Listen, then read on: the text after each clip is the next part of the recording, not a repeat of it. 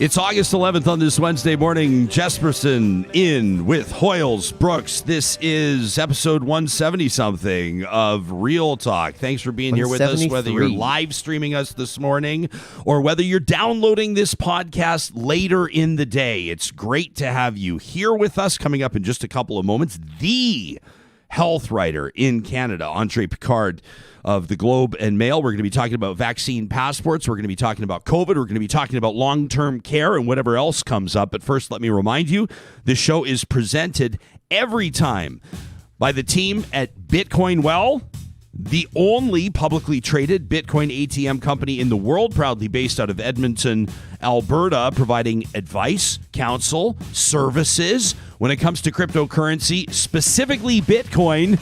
You can find out more about Bitcoin Well by checking out the sponsors tab at ryanjesperson.com. Real Talk starts right now. Here's Ryan Jesperson. Big show today. André Picard, as mentioned, in about 9 minutes' time. We're going to talk about political donations and the bigger picture, conflicts of interest. When does somebody officially become a shill? There's a bunch of shills writing about it in newspapers right now, so we thought we'd go outside that. Lisa Young, a professor of political science at the University of Calgary, and Elise Mills, a political strategist with Sussex Strategy, going to be joining us coming up in about an hour from now. And then we're going to talk to astrologer Alice Sparkly Kat. They are one of the world's most celebrated, can we say currently most celebrated? Okay, this word, Sarah Hoyles, the editorial producer of this show. I hate to put you in a tough spot, but I think language is important on this one. If I'm to describe Alice Sparkly Kat, may I say one of the more trendy astrological experts right now. I mean, you could say, well, what are you saying? They're a fad? Are you saying that this is a fad? But I want to acknowledge that right now, when you're talking astrology, people aren't looking to, those folks that appeared with the headline banners in the newspaper 75 years ago. There's a whole new wave. Millennials are all over astrology, and Alice Sparkly Kat is one of the go-tos. You betcha. Yeah, astrology, you can go on to Instagram stories a lot of the time, and astrologers will do like monthly readings. They also use tarot cards, and they'll like pick a pile. So they'll do a reading, you pick a pile, and then they'll do the reading. And do they really say tarot? It's like kind of en français? Tarot cards? What did you think it was? Tarot? Tarot cards. Are you kidding me? No, I'm not kidding you. Are you kidding me? Is this up for debate, or am I just totally wrong? I've just always thought it was tarot. Yeah, I've also always thought it was tarot. So tarot, okay, 2-1. Yeah, I think you're the outlier here. Yeah, okay. Well, the good thing is this is not a Democratic studio, so tarot cards. No, tarot cards. No, you guys are probably right. My extent of astrology or astrological knowledge would be astronomical. Yeah, astrological. Okay, because astronomy. Because you get tied up on this, right? I right? totally agree with you. Yeah. Astronomy is you know what, this show is called Real Talk. I'm not going to keep trying to be so careful. It's fine. Like, look at the poll results right now. I've put this out, an unofficial, unscientific Twitter poll. Okay, we've asked you this morning. We posted it just about half an hour ago, and we're looking forward to seeing where this goes during the show. Horoscopes, what say you? Millennials are said to be obsessed with astrology. And then, of course, we promote that Alice Sparkly Kat is coming up on the show later today. But I've asked you, horoscopes, what say you? And so far, of the 230 or so votes, 59%, approximately 6 out of 10 are saying, oh, come on, no way. 36.6, let's call it 37%, generous rounding up, say, sure, they can be fun. That's me. I mean, I'm kind of both. I'm, oh, come on, no way, and sure, they can be fun. 4% are absolutely, I buy in 100%. And honorable mention to thus far the best comment of the morning from Michaela McQuaid, who is tuning in from Washington, D.C. She says, I require option 4. How else would I navigate the astral plane when Mercury is in retrograde? Retrograde. I can't even talk astrology. Retrograde. That's not a tough one. I should be able to pull that one off. Tarot. Say it with me. Tarot. Without retrograde. Without boring us to tears, can you explain what Mercury in retrograde is? No, that's what you need an astrologer for. Okay, fair enough. Well, good thing we've got Alice Sparkly Kat coming up. I promise that the interview will obviously be. It's going to be a lot of fun. This is going to be a lot of fun. Yeah. But I'm just curious, and I think that we're going to get some interesting insight into people. If I were to sit down, I don't know why I'm picturing sort of when I used to read horoscopes. Yeah. And I think it would be as a kid after when high school classes wrapped and there was about an hour before basketball practice started. And I can't even believe I did this, thinking of how heavy my stomach must have been at the time. I would go have a meatball sub at Subway before basketball practice. Just a weird move. But there was always an hour to kill. And I would sit there and I would crush my meatball sub. I would make sure I got my 2 stamps for the card. Back when I used to carry reward cards. Couldn't pay me enough to carry reward cards now. And I would sit there, and then they'd always have a complimentary copy of usually a rag newspaper, and there would always be the horoscopes. So I can tell you, at least I know what sign I am. And I know that the common... And you are? I'm an Aries, and I fit... See, a lot of people... I have no idea what I'm talking about. Well, typically, okay, so there you are on that. People have varying knowledge. The people that really know the signs say to me, you're an Aries, right? And I'm like, whoa. Get out of town. That always kind of knocks my socks off just a little bit, but And but I will say this, like reading those horoscopes, I was once prompted by a horoscope to invest in a stock that to this point has paid off big time. It's tripled since I bought it. Seriously, I'm trying to decide right now whether or not I should tell the story. Is André Picard with us? He is. Okay, He's I'm ready to go. I'm not telling the story. We got André freaking Picard on the show, and I'm sitting here telling stories about how I bought a stock based on a horoscope. The guy's not, it's not going to happen. So we're going to get to him in just a second. Right now, we want to let you know, this is really exciting. The Edmonton Symphony Orchestra thrilled to announce the return of Symphony Under the Sky. It's taking place in William Horlock Park, August 26th through September 5th. Simply Symphony Under the Sky includes imaginative performances suitable for all audiences, featuring everything from classical gems to Hollywood hits, and of course, capping off summer with Tchaikovsky's 1812 Overture. It's a mix of shorter, abbreviated, and longer programs. There's distanced seating options. Keep in mind, Horlock Park, this is outside. Unbelievable experience. The festival excitedly features the entire Edmonton Symphony Orchestra performing together for the first time since March of 2020. This is huge. Super exciting. There's 2 programs. There's festival favorites, and tickets start at $20 plus service fees. You can even get grass seating. If you've ever been there, you know what I'm talking about. It's just, you're sitting on the grass hill listening to the ESO play. Get this, free to kids aged 17 and under, accompanied by an adult. You can find more details at winspearcenter.com. That's more details, winspearcenter.com. Well, André Picard is easily one of Canada's top health and public policy commentators. He's been reporting with the Globe and Mail for coming up on 35 years. He's been named Canada's first public health hero by the Canadian Public Health Association and as a champion of mental health by the Canadian Alliance on Mental Illness and Mental Health. He received the Queen Elizabeth II Diamond Jubilee Medal for his dedication to improving healthcare. It's a real pleasure to have him here on the show. Mr. Picard, welcome to Real Talk. Thanks for doing this. Good morning. I'm looking forward to digging into some subjects that I know you've written pretty clearly on, but they can be contentious, can't they? Once you start talking about vaccine passports, I mean, I see some people, I'm not going to say it's helpful, some people are invoking World War II imagery, specifically the Holocaust, talking about how people around the world have been discriminated against before. How do you approach a conversation like this? Yeah, there's a lot of over the top rhetoric. I think we have to try and keep the discussion about, yes, there is a rights aspect to this. We have to protect people's rights, but we also have to rights are not absolute. We have to think of the rights of people to be healthy, the rights of people to move about freely. These are not simple trade-offs, and we should discuss this stuff openly. But when you just say anyone who wants a vaccine certificate is Hitler, I think that kind of puts a damper on debate, to say the least. Yeah, to say the very least. So, I mean, I see what's going on across the country, and obviously different jurisdictions are managing this differently. I've heard in Manitoba, QR codes on your phone to prove vaccination status are kind of par for the course right now. Big conversations going on in our home province of Alberta, where a lot of people are saying, hell no. There's a lot of talk of freedom and liberty, that kind of a thing. When you take a look across the country right now, what are some of the key storylines that you're following? Well, I think the key one is that one. It's will we have vaccine certificates? We saw Quebec go big on this yesterday. It's interesting. We're seeing calls even from business people saying, I think what people want more than anything is clarity. So I think that's the big storyline for me here is people want to know what exactly are the rules, and the rules are all over the map around the country. So that's frustrating for people.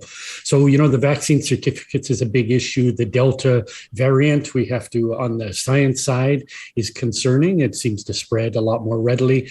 And I think, to me, one of the big issues is children. What's going to happen with children? They've become the big unvaccinated group. School is coming. School plans around the country are very, very vague. So I think those are the three big ones for me that we're watching. I guess, you could answer this question by saying, well, everybody's got to follow the documents. The structure's already in place. And I understand when you talk healthcare, a lot of times, the provinces get pretty bristly if they perceive that the federal government's going to attempt to tell them what to do about anything. We saw that recently, a little bit of a dust-up publicly between Alberta's Alberta's health minister, Tyler Shandro, and Patty Hajdu, the federal minister of health. When it comes to talk around things like vaccine passports, oftentimes it also falls to the municipalities, and then even below them, sometimes individual business owners, where they perceive there to be a lack of policy or a lack of leadership or taking steps themselves. Some might call it unproductive. You've talked about this almost cacophony of policy. Do you envision a scenario where it might be, is it even the role of, is it even possible for the federal government to step in and say, hey, this is what we think should be the case across the country, or is that ridiculous? I always say every political discussion in Canada always comes down to the Constitution, which I find frustrating. But my answer to that is always there's no constitutional impediment to cooperation. So that's what we need. I don't care what the Constitution says. There's nothing that says that Alberta and Ottawa can't sit down and have an agreement, or that the province can't sit down with the municipality and have agreements. And that's what we need. So we need some guidance. I don't think we need strict rules. But what's coming, I think, is with passports, or I prefer to call them certificates, is we're going to have some common app that's usable in every province. I think ultimately that's what we need. Regardless of how every individual province uses it, we have to have that technology. And they're working on that, but governments are very slow. So they're talking about that won't be available till December. And that's way too slow. We should be able to do this stuff overnight. If you took a couple of high school nerds, they could probably create an app like that overnight in their basement. And that's what we need, is just some practical stuff like that. The system you mentioned Manitoba works very well. The QR code, or you have a paper record as an alternative. There's no reason we can't have that in every province and have something that's usable. People are worried what happens when you travel, especially when in border towns. So this stuff has to be dealt with and very quickly. I'm just going to put this on the record, Andre, on August 11th in this conversation with you, that if and when the federal government introduces any form of app related to vaccination tracing, I guarantee you the province of Alberta is going to push back. They didn't want anything to do with the federal app around contact tracing either, and it turned into what I think should have actually been a bigger story here. It was not well rolled out. Yeah, well, I hope at some point we'll put aside partisanship on both sides. Ottawa and Alberta have both been sniping on these things, and look what the public needs. And I always come back to this. People want guidance. They want something practical. They don't really care about the petty politics behind it. Yeah, unless it interferes with them getting good health care, right? I think that's what really irks people for obvious reasons. Before we move on, I want to ask you about why you believe we need to brace ourselves for more COVID nastiness. But first, we spoke with health law policy expert Dr. Ubaka Ogbogu from the University of Alberta just a few days ago on the show, back I think it was August 5th. And I want to get you to comment on one thing he had to say, the precursor to this, or let me tee this up by letting you know that he thinks that vaccine passports or certificates, he thinks they're a bad idea. He doesn't support them. I asked him to explain why. Here he is. We're going to do it, that we should have some standardized way of doing it. I think that makes perfect sense. But that to me is not the question. The question is, should we do it? Is it good to do it? If we agree that it's good to do it, then sure, the government should step in and provide something that is standardized. But we need to answer the initial question as to whether or not it is ethical and legal and good to do it. I don't believe that it is. You think that it could actually be unethical or even illegal, as he implies? Well, I think time will tell. These things get worked out in court, but I think it's practical. So I think we have to go with the practical at this point. We can't get hung up on the legal details. I think we do have to be really careful about being ethical, that we don't, for example, shut out people from participating in society because they don't have an iPhone. There has to be alternatives. I've said this all along. Some people, say, for example, with vaccination, some people are unable to get a vaccine. They should be able to have an alternative to be tested. So there always has to be a balance in these movements to limit freedoms. But I personally don't think it's unethical. I don't have the insight of Dr. Ubaka. He's a law professor, but that's just my gut feel talking to other people. If you're just tuning in, streaming us live on the Mixlr audio app, we're talking to Globe and Mail health reporter, columnist, and best-selling author André Picard. André, a couple of days ago, August 9th, you wrote in the Globe, quote, "The much-dreaded fourth wave of COVID-19 has begun in much of Canada, fueled by the Delta variant. It could be the toughest one yet." What gives you that sense? Well, tough in the sense, I was careful to say, the numbers are not going to reach what they did in the past, which is good because we've really, in Canada, really embraced vaccination. So it's not going to be the numbers, but I think what we're going to see is we're going to see young people hit a lot harder. So all the indications from other jurisdictions, from Europe, from the US in particular, is a lot of children are getting infected with the Delta variant. Kids under 12 can't be vaccinated.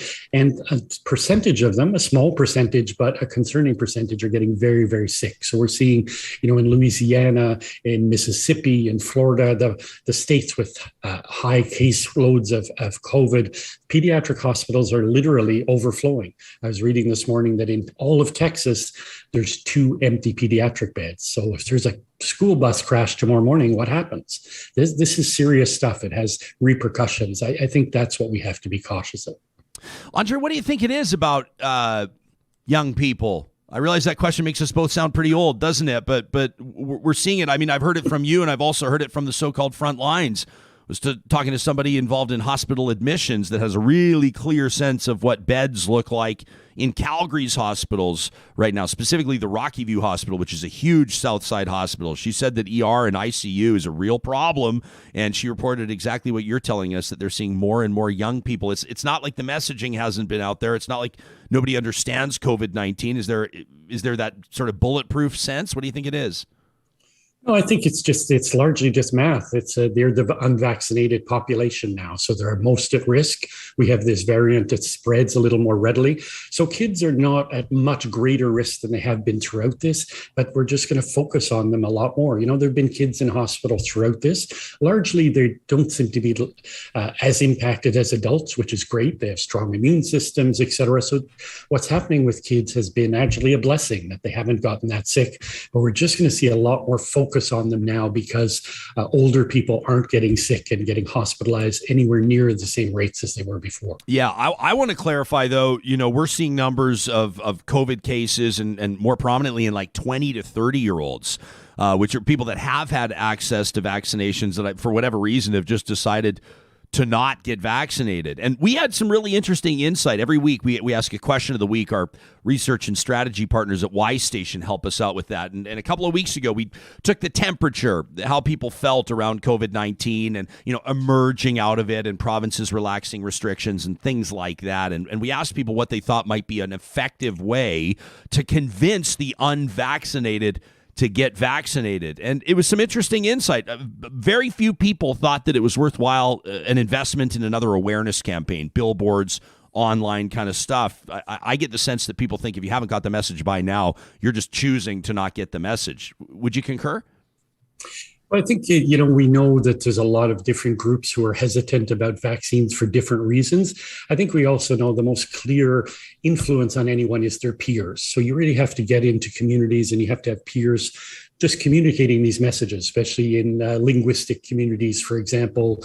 That's what matters. What matters is what your neighbors and your friends think. So we have to find a way of infiltrating the messages in there. Unfortunately, the other thing that's very, very effective in changing people's minds about vaccines is their loved ones getting very, very sick and dying. We see these stories repeatedly. To me, that's not the ideal public health messaging, but unfortunately, that one works. So I think we have to get that that double barrel message out there. And I think we have to sell people on the advantages of it. And that's why that's a lot of the reason behind something like a vaccine certificate is it's just an impetus. You know, you're not going to be able to go to the football game. You're not going to be able to go to the restaurant without a vaccine. A lot of people are just can't be bothered. So that's going to push them. And we've seen this in places like France and Italy where they have strict vaccine certificates that the vaccination rates have jumped tremendously. Andre, what's this been like for you? I think, easily Canada's most respected health writer, 35 years essentially of experience, award-winning, author of multiple books. Have you ever covered anything over the course of your career? I mean, could you compare COVID-19 and this pandemic to anything? What's it been like through your experience? There's stories that have been more intense in the short term. There have been stories that have been more dramatic in the long term, like AIDS. But this one's kind of a combination of just sort of nonstop for 18 months of twists and turns and public interest. Never have we had more readership or listeners in the media. So there's an element of, just a lot of constant nonstop coverage of this. And we're seeing in the media, like we're seeing in healthcare, we're seeing people getting burned out. It's just on and on and on, and it gets frustrating. So you have to try and I try and keep my eye on the long game, see this as a marathon and have to pace ourselves. But I also remind people that things are getting dramatically better. Things are looking way, way better than they were when I started covering this in January of 2020. We have vaccines. We know a lot more about the virus. We know what works and what doesn't. So we just have to keep plugging away, and we're almost there. January of 2020, I'm going to be honest with you, in February of 2020, like we were somewhat aware, obviously, of what was going on, and people, I think, knew of the story in Wuhan and were starting to kind of keep an eye on it. But as is the case with human beings, until something impacts us or affects us, it's not really on our radar. I can't say I'm embarrassed to say, but it just paints a pretty clear picture of where we were at late February. My wife and I were down in Las Vegas in a hockey arena with 18,000 people. I mean, it was life per usual. Everybody, I was working hockey games for the Edmonton Oilers in early March. And then everything, as you know, obviously, around March 12th-ish, just hit a wall. I mean, you were writing about this back in January. Do you remember the first couple of stories? And did you have a sense at that time that this would be, sort of have the magnitude of effect that it did and has? I'm not going to lie and say I was prescient and I knew this was going to be bad, but I was, as all us, I'm kind of an infectious disease nerd, like many health reporters are. All of us who saw, I tweeted about this in December of 2019. When we saw Wuhan, a lot of us who covered SARS just went, this red light went off and said, oh boy, this really looks like SARS 15 years ago. Hopefully it won't be as bad. So we were paying attention right from the start. I think I wrote my first story on January 10th saying exactly that, saying, well, what's going on in China is bad. And this really looks like SARS. We have to get ready now. Now, unfortunately, we didn't get ready. As you said, life went on as usual. We just sort of dismissed this. Oh, it's another variation on the flu. No big deal. And unfortunately, we were wrong.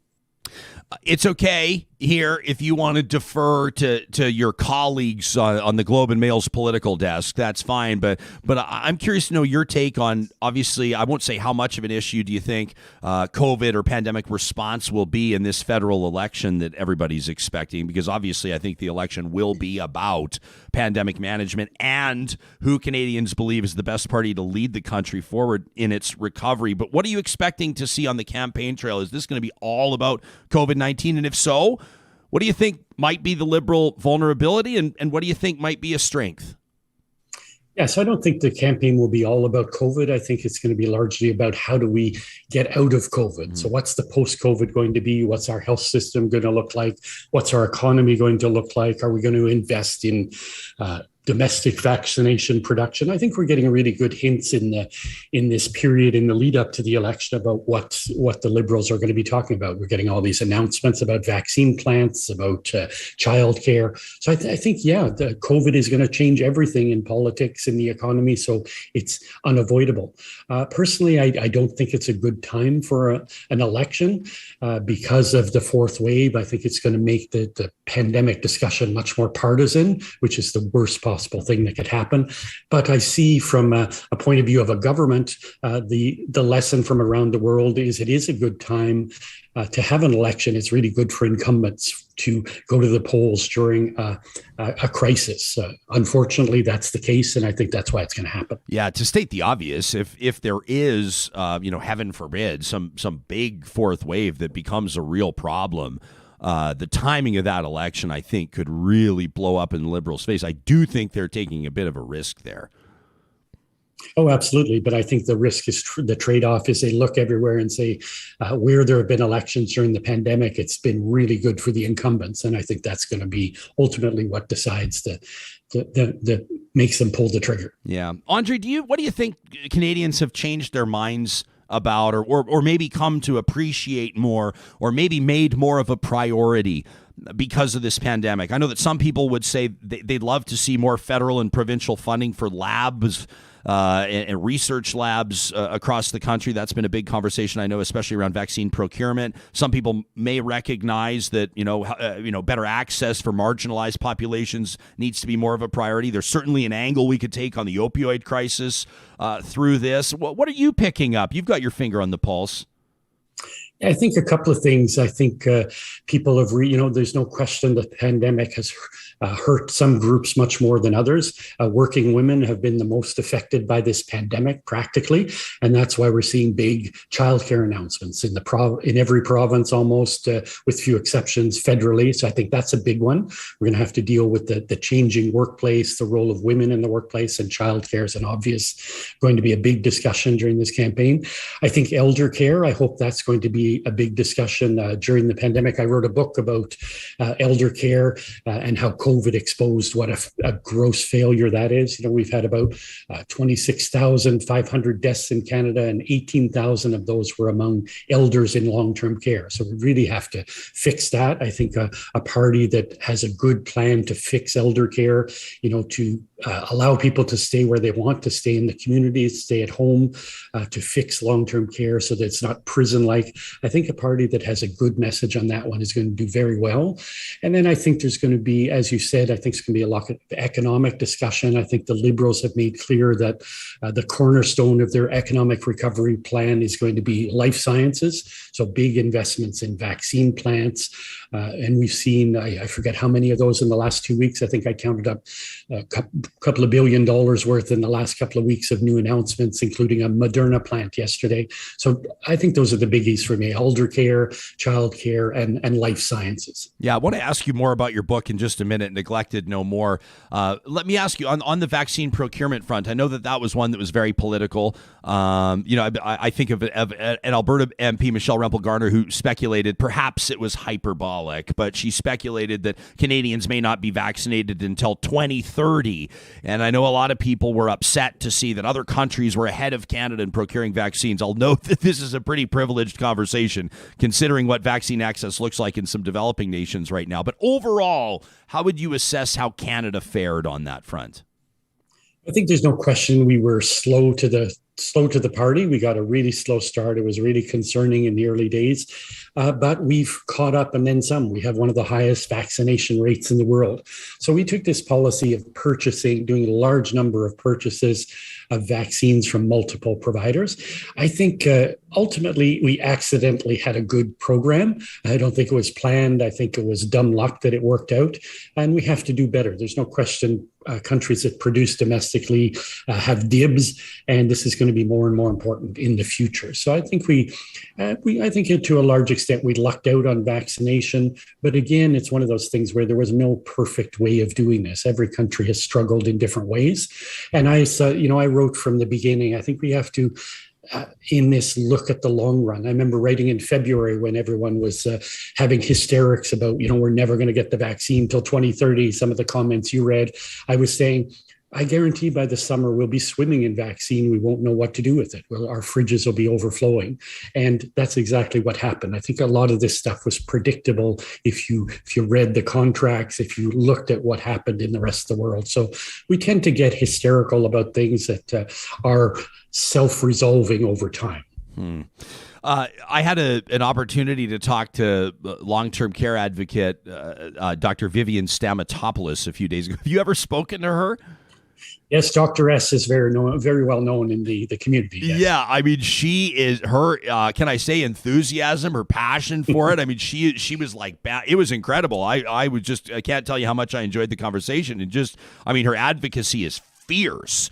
Certainly. And I feel like she kind of gave us, in a sense, I won't say marching orders, but a really clear idea of how she thinks that long-term care needs to be improved. She didn't pull any punches when she talked about, you might call it state ownership or public ownership, administration versus private, unionized employees, some, issues systemically that she sees throughout. That was back on August 5th. If people want to check out our podcast archive, or you can find it on YouTube. You've literally written the book on this, right? Neglected No More, book that's out, certainly tackling long-term care and what you say is the urgent need to improve the lives of Canada's elders in the wake of a pandemic. Can you take us into this? I mean, it's one thing for you to write a column. Everybody looks for your columns. When does that cross that bridge to you saying, I need to write this, I need to turn this into a book? Well, when it becomes a much larger societal issue, we're in an aging society where our long-term care facilities are overflowing. They're, for the large part, they're terrible. People don't want to be there. So to me, it's an issue I've written about for a long time. And then COVID really just shone a spotlight on it. So for me, it was an opportunity to bring together a lot of these issues and use COVID as a launching pad. And as I said earlier, I think this is really a big political issue for the future because, that demographic of people over 65 are one of the largest cohorts in society now. We have more people over 65 than under 15 now. So these issues are really important. And what COVID to me really drove home was the message is that people don't want to be institutionalized. They want to stay at home. They want to stay in the community as long as possible. And we're not giving them that. We're giving them exactly what they don't want. We're sending them off to institutions literally to die. I mentioned before, by the thousands, 18,000 people died in these institutions. And those deaths were almost all preventable. There are many countries around the world that had 0 deaths in long-term care. And it's because of a systemic failure. The system was designed to fail, and it failed in a monumental fashion during COVID. And I think if we don't learn that lesson, if 18,000 deaths doesn't make us change the system, I think we should despair at the ability of politics to correct societal failings. Yeah, as Dr. Stamatopoulos pointed out on the show the other day, 2 out of every 3 deaths in the country were in long-term care. I mean, that's a pretty striking statistic for people. Do you have faith, Andre, in the political system? I'm not asking you to answer in a partisan way, but I mean, is there the political will to actually tackle this? It sounds to me like we're talking about, I live in a heritage neighborhood. Sometimes you got to prop these houses up, dig under them, and pour a whole new foundation. Is that what we're talking about? Well, yes, to a large part, we have to restructure, rebuild the system from scratch. But I think it's doable. You asked me on the political side, it really depends on the day. There are days that I despair. There's days that I'm hopeful. What gives me the most hope is that, as I say in the book, we know all the problems. We know all the solutions. There's actually been 150 government reports written since the advent of Medicare on how to fix long-term care. There's no secrets whatsoever.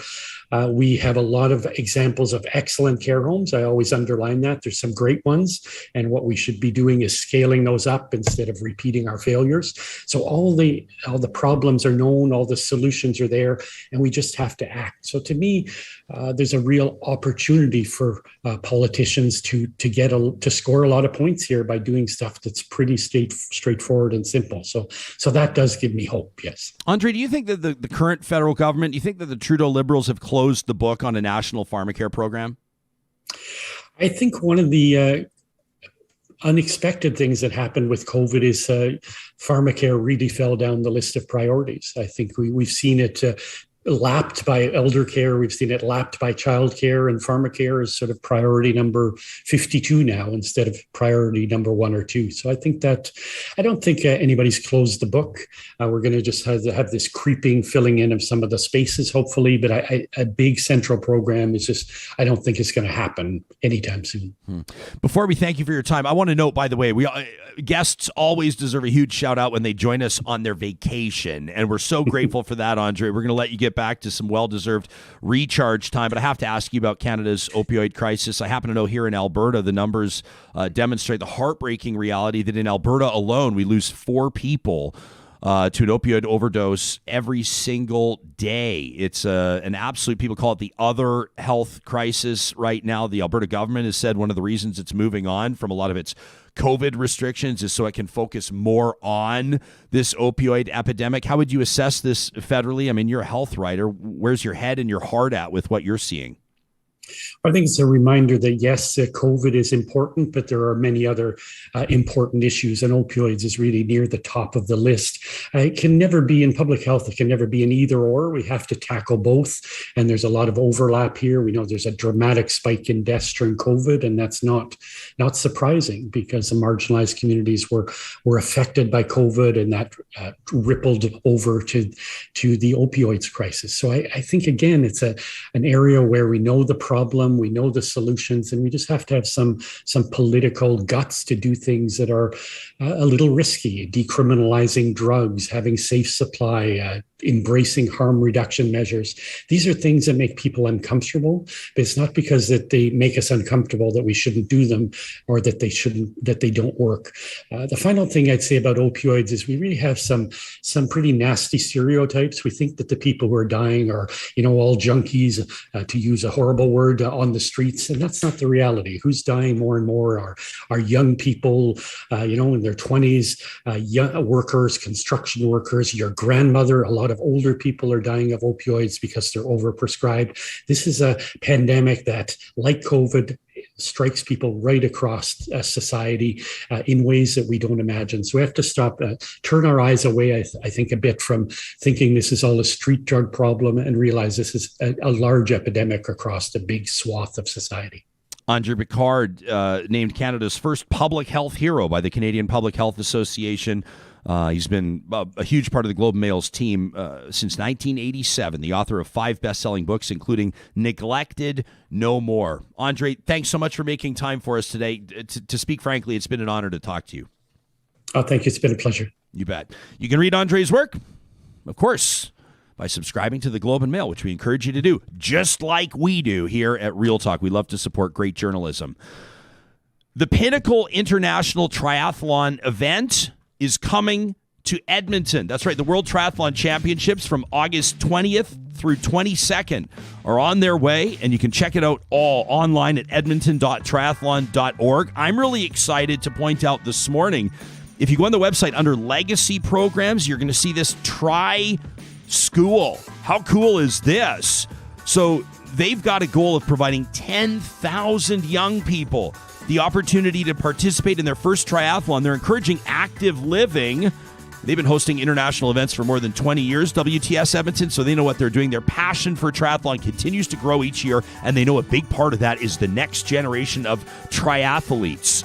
As the best athletes in the world, many of them coming from the Olympic Games in Tokyo, make their way to Edmonton from August 20th to 22nd. You're encouraged to do the exact same thing.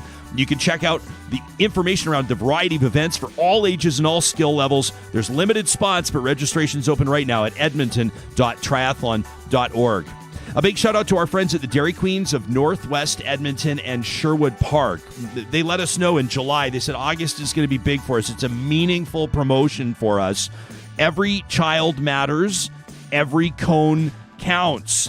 The Dairy Queens at Palisades, Nemeo, Newcastle, Westmount, Y Gardens, and Baseline Road for the next month. Well, until the end of August, you got 20 more days, 3 more weeks, are donating $1 for every cone sold to the Wahkutwin Society, a society that provides retreats for Indigenous women that have survived residential schools and cancer.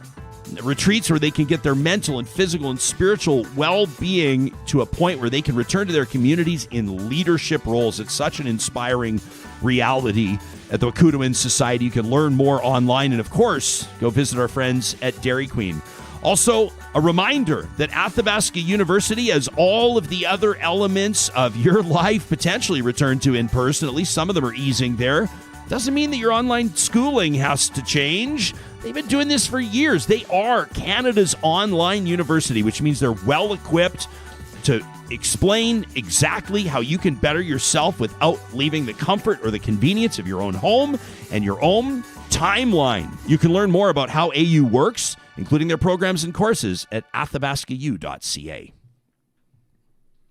I love it when the music times out perfectly like that. That is, most people would say you should have just left it at that, but sometimes you got to point it out. Such a pro. You know? Such a pro. It's like, we're not going to show it because we don't have the rights to show it, but it's like, did you see that LA Dodgers sliding into home base last night? Has everybody seen it? Yeah. It's like when something just...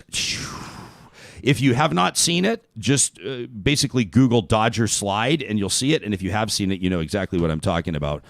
Taking a look here at our unofficial, unscientific Real Talk poll on my Twitter at Ryan Jesperson this morning. Horoscopes, what say you?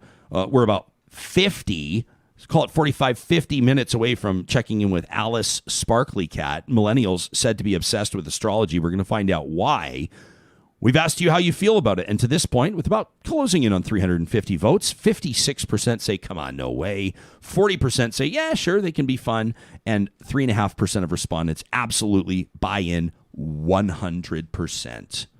So there you go. Now, do you want to hear the story about how I... So I meet this guy on a scuba dive boat. I'm going to keep the story as quick as possible. And I was surrounded on the dive boat by a bunch of vibe killers. You know, people that were like, you know, they were getting a little too dive nerdy, right? Nobody was like just letting the sun hit their face and realizing here we are off Cozumel, Mexico, and we're about to go dive with sharks and turtles and rays, and it's going to be unbelievable. They're all like, I got the new like XL 4000 watch, which will calculate the whatever. And I see there's this one guy in the back of the boat. And he's just there, and he's like got his arms stretched out like this. He's just got a big smile on his face. He's kind of like Matthew McConaughey in Dazed and Confused. All right. He's that kind of guy, right? And he's got sunnies on, and I'm like, I'm gonna go sit with that guy. So I'm like climbing over. Excuse me, pardon me, climbing over, and I go sit beside this guy. We start talking. He goes, where are you from? I'm like, Edmonton, Canada. He goes, oh, right on. He goes, I'm from Ontario, but I'm not an asshole. And I was like, oh, we're gonna get along. I like this guy. So we start talking, and I'm like, what's your business? What do you do? And he's like, I mine gold. And I'm like, you mine gold? That's fascinating. And so we start talking, blah, blah, blah, blah, blah. Long story short, he tells me about his company. He's like, I think it's a bullish investment. My girlfriend and I, we're buying as much of the company stock as we can. And I'm like, that's always interesting. But like, everybody gets stock tips. Beware the buddy stock tip, right? I've swung and missed on a lot of them. And, you're always like, you can throw a few $100 here, a couple $1,000 there, whatever. And then typically it just evaporates, right? Because everybody thinks they've got the hot tip, but it doesn't always go that way. So I get back home. We're back in Canada. We've been there for a few weeks. And I happen to open up a newspaper, and I open up to the horoscopes. And there under Aries, it's like something like, I don't remember exactly what it was like. There was like all these gold reference. It was like, this is your golden opportunity to cash in on the ticket that was handed to you sitting in your pocket. There was like all this kind of thing. And I was like, it's a sign. It's a sign. And I went onto my iTrade account and I bought not like a ton. I mean, I was not a wealthy man at the time, nor am I now. But, it's like a decent amount, but like it would be a big swing. And it's like tripled since then. Get out of town. Yeah. So, hey, I mean, the ones, I'm going to say the horoscope kind of like, I can hear people rolling their eyes right now. See, I like watching them on Instagram and Instagram stories. I'm a Gemini.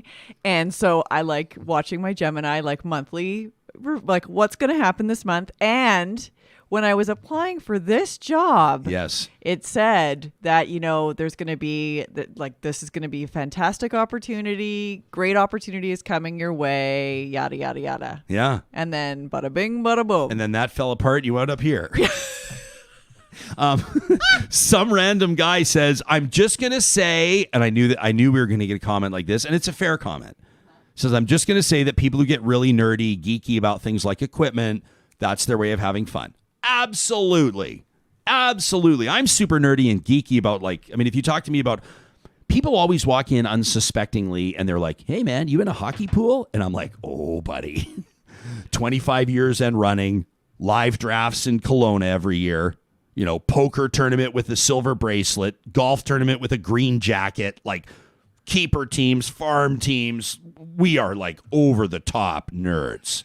Over the top. Like, we are 45-year-old men. This is so weird when I put it this way, that know the names of all the best 15-year-old hockey players in the country. Like, that's how the level is almost concerning. That's kind of creepy. People that love me have said to me, if you would have applied yourself in any other area, like you apply yourself in fantasy, in pretend hockey, you would be a multimillionaire. So I can hate no disrespect to people that are nerds in anything. I think it's great. It's just not the vibe I was feeling on the dive boat that day.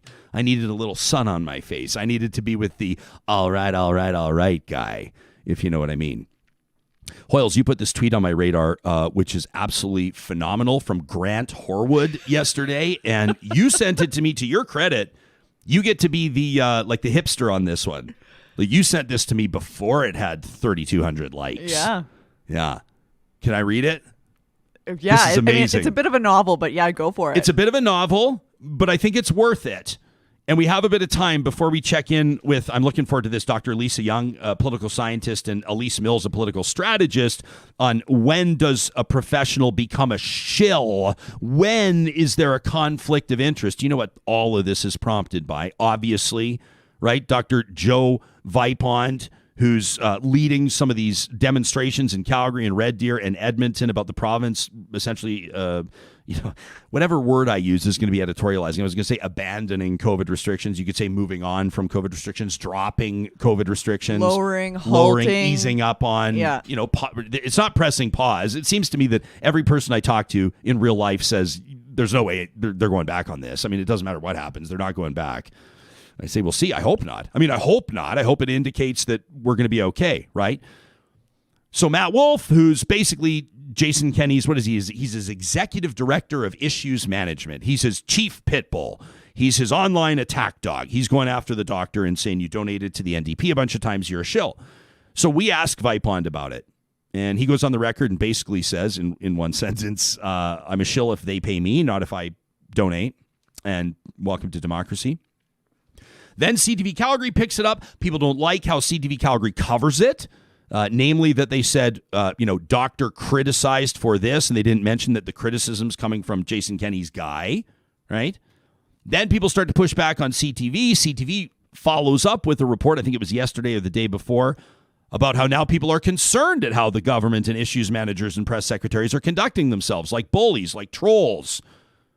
A good point in that article, and one I've seen discussed after, people are saying, when's the last time, or even look currently and presently, try to name one issues manager or press secretary by name anywhere else in Canada. I mean, if you're a journalist, maybe you could. If you're in the business of politics, maybe you could. If you're a lobbyist, of course you could. But the average person, no way. The average person that follows politics in Alberta could name 5 or 6 or 10 of them. They're prominent. They're playing a different role under this premier than they have ever before. And so CTV now follows up with a story saying, well, now people are concerned about this. Then you've got Candace Malcolm, right, of True North, formerly a staffer to Danielle Smith, which is pretty funny because she's now writing, well, can we really trust the experts? Like, maybe they are shills. Maybe they are partisan affiliates. I mean, Candace herself. Is Candace a shill? What qualifies someone as a shill? Right? Like, Matt Wolf is literally a shill. If we're using the definition of you get paid by whomever to act in whomever's interest. Yeah. Like, people say to me all the time, you're a sellout. And I'm like, literally, by definition, I am a sellout. It's not an insult. You know who our advertisers are. You know who our corporate sponsors are. There's a value in an endorsement. We only endorse products and services that we believe in. That's why an endorsement is valuable, because there's a trust there. When we talk to you about a company and we appreciate their integrity and why we work with them, we're putting our necks and our names out there too, aren't we? So words like shill are supercharged, but Matt Wolf, people are saying Matt Wolf donated $3,000 to the United Conservative Party. Yeah, because the United Conservative Party pays him like $250,000 a year to do what he does. I would too. Pay to play. It's an expected thing. So it's not unusual for people to make political donations. I happen to know there are advertisers on this show. I happen to know there are audience members on this show that donate to different political parties. Friends of mine donate to different political parties and vote for different political parties. It's pretty normal. If somebody donated to the United Conservative Party or the Federal Conservative Party, does it negate their opinions or their feelings on an issue, a political issue? And vice versa. If you donated to the Trudeau Liberals or to Rachel Notley in the NDP, does it automatically make you a socialist or a Marxist or ineligible to comment on something that's important to you? I don't think so. So we're going to get into that with Professor Young and Elise Mills. Looking forward to that conversation now in about 10 minutes. But let's get to Grant Horwood's tweet. And this is going to be a little bit, for some of our friends that are tuning in from other parts of Canada, our numbers are bumping up a lot in Manitoba. Shout out and a good morning to Manitoba. It's so great to have you joining us. Brian Pallister, as predicted on Real Talk. I love that. Resigning yesterday. He's walking David away. Robertson came on our show, was like, this guy ruining reconciliation. Yeah. Gotta go. In fact, he's gonna go, and then boom. He called it. He said next time he steps in front of a microphone, it's going to be to announce his resignation. And then I love David yesterday tweeting, I called it on Real Talk. I was like, hell yeah, you did. Just like Dr. Vipond was on the record first on Real Talk. That's right. People are waking up. Back to Grant Horwood's tweet. You people out there in follower land who don't live in Alberta, remember Supriya Dwivedi was on, what was it, last Friday, I think? No, Monday. Last Tuesday. It after was the long weekend? holiday. Yeah, I'm getting all twisted up. Yeah, it was the Tuesday following the long weekend. Gosh, I love hanging out with her. She is no bullshit. Supriya's, I just love it. Calls it how she sees it. But she asked, hey, Jesperson, she says, I'm trying to understand Alberta. Can you help me out? The tweet went nuts. Grant's trying to help people too. If you don't live in Alberta, you have absolutely no idea how deeply weird it has gotten here. He says, like, I'm putting that in my screenplay level weird. You think Portland's weird? There's a guy here with an $84 bucket of water and a piece of chalk yelling pepper spray doesn't stop syphilis, and people are going, you should run for mayor. Everybody in the province gets that joke. Everybody in the rest of the country is going, what in the absolute hell is wrong with you people? If you say having the best summer ever to someone, there's a 50-50 chance they'll hit you. And if you ask for a recommendation on a budget whiskey, the room goes silent or erupts in laughter. Again, 50-50. This is inside joke after inside joke when it comes to Alberta politics. The guy who runs the province, his nickname is Bumbles. That's the nickname his friends gave him. He went to war with a cartoon about Bigfoot and lost. He lives in a place called the Sky Palace. I am not making any of this up, says Grant Horwood. Bumbles has a war room. It's some pasty white guys, who collect government salaries to cyberbully teenagers and nurses. Bumbles' best friend shot a horse. Bumbles likes trucks a lot, a disturbing amount. Bumbles wore a cowboy hat backwards for a photo op. I thought that was Stephen Harper. Did Jason Kenney also wear a cowboy hat backwards? I wasn't aware of that one. I was like, I got to look into that one. I think he actually misses the reference on that one, unless I'm wrong, in which case I will... Can you give me the reverb? Eat my words. Tomorrow, presented by Prairie Catering. We'll see. Grant goes on. 2 days ago, Just Give Up was trending in Canada. It was about Alberta. The woman in charge of schools here said 6-year-olds should memorize English kings so they can grow up to sell used cars. The man responsible for the stat, and technically it was Angus McBeath that talked about the used cars. But I don't mean to be a fact checker, but it's nice to sprinkle these in. The man responsible for the status of woman, no, really, declares who is anointed by God. This is not a screenplay. This is all true. He says the most popular political personality in Alberta is a cat, and its name is Oregano. Oregano's been on Real Talk before. He says, again, I feel the need to stress I am not making this up.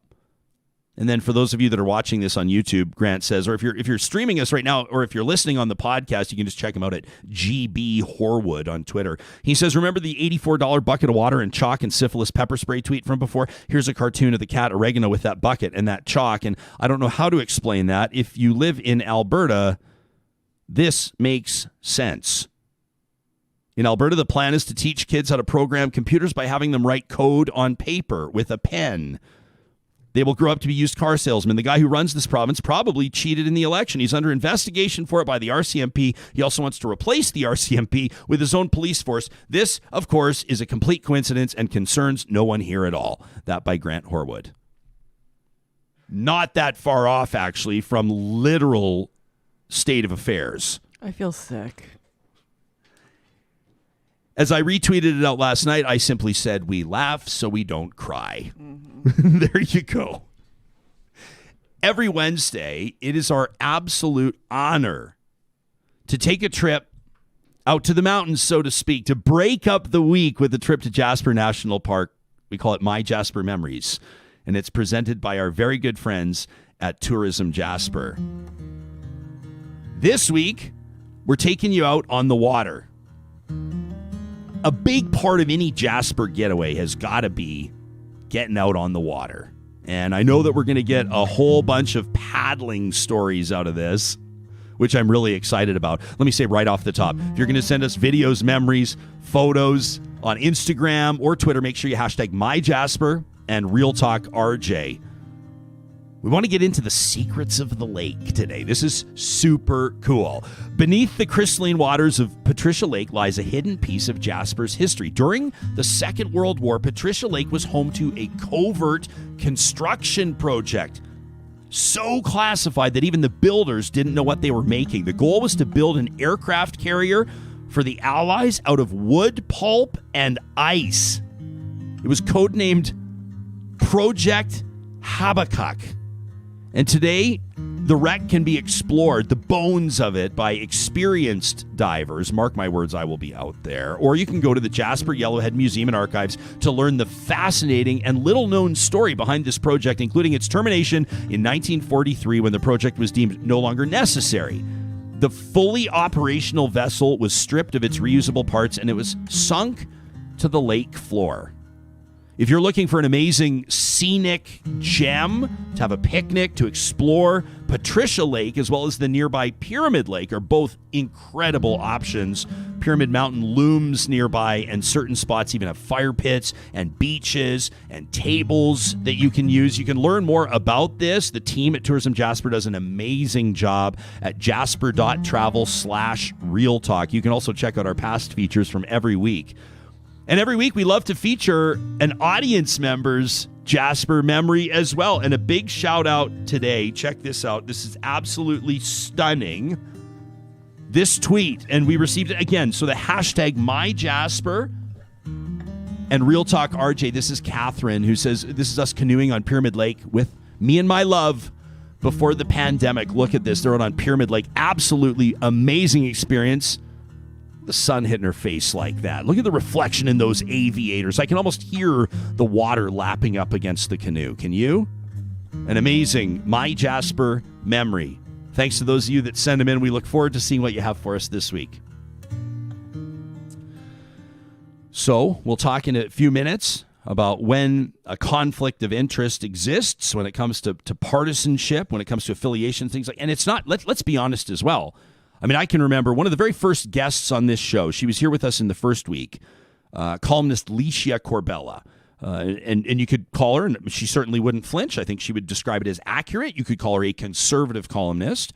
You remember in the last provincial election, it had come up that Ms. Corbella was a card-carrying member of the United Conservative Party. And a lot of people were saying that, she shouldn't be publishing columns in a newspaper, shouldn't be writing columns if she's the member of a political party, because she has a vested interest or partisan interest in that party's success. And I'm going to be curious to know where Real Talkers land on this one. Does it disqualify? I mean, there's a difference between being a journalist and being a columnist, right? In so many ways as there's a difference between what a news anchor does and what I do. I'll roll my eyes and say what I think and throw a few hand grenades from time to time about issues that matter. You won't see a news anchor do that. People would say you've lost your objectivity in that circumstance. If you're a journalist covering a campaign or covering an election, it's different in my mind than if you're an opinion columnist. But if you're an opinion columnist, I think that you should disclose. I think if information is relevant, like you hold a party membership, it should be disclosed to your readership. How would you disclose it? Well, I think you disclose it in a column. I think you're just very clear about it. Do you think you write it in the body of the column, or do you think that it goes like header or footer or? Yeah, I mean, and then and this again might be sort of inside baseball on how you do it. And I think you could do it in many different ways. I mean, I think that's why it's so important to have transparency both in the column wherever something is published, but also just people being able to access the information around who donates to whom. So the fact that someone can call up and say, hey, yeah, Dr. Joe Vipond, he donated. That's good. That's good that we have that transparency. We can see that. That's what's important. Yeah. I do think it's relevant. Like, I think it's relevant if someone's a member of a political party or donates to a political party. I'm not sure how I feel about when it becomes the public's business. I mean, political donations are a matter of public record. You can search donor lists. In some circumstances, you can search donors lists.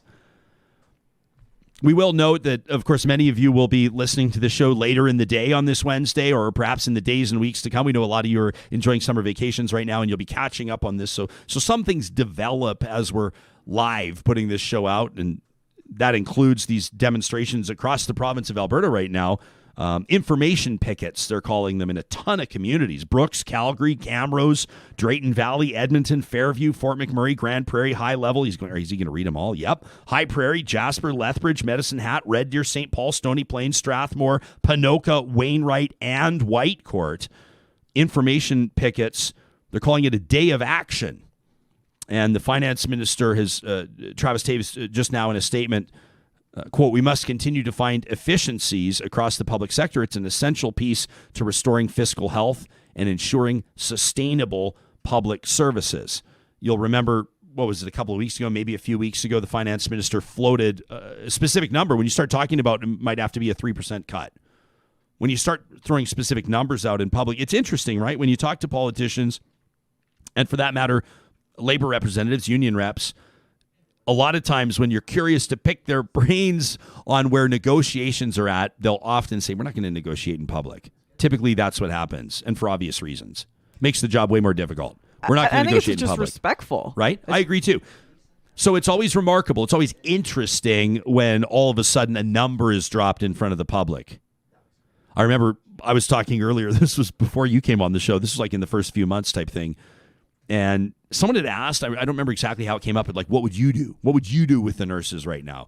And I said, and keep in mind, this is mid-pandemic too. I said, well, if I'm the finance minister and if I'm taking a look at the budget right now and projected revenues and the fiscal scenario, I said, I'm probably going to offer 0%. And a couple of people got really pissed off. Like 0% after all nurses have done through the pandemic. It's like, hey. First of all, no disrespect. And I don't think anybody...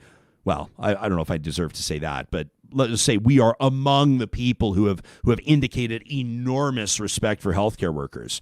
The context of the question is, if you were the finance minister, what would you do? It's a tough job.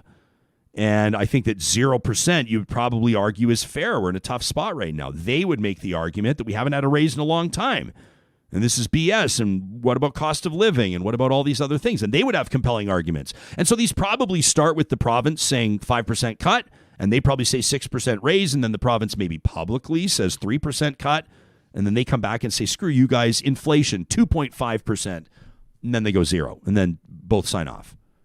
Who knows? Or perhaps the nurses say, we're not taking 0, and we'll walk. And then the entire province can see what that looks like. So it's a hot button issue, especially once people start talking big numbers.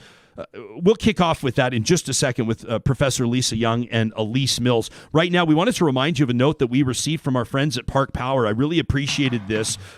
Chris, the founder of the company, is in touch with us, and he says it's no secret that everybody's getting their power bills right now, and they feel like a bit of a kick in the teeth. Like, people have been running fans and air conditioners, and he said, keep in mind there are different ways that you can structure your electricity agreement with Park Power.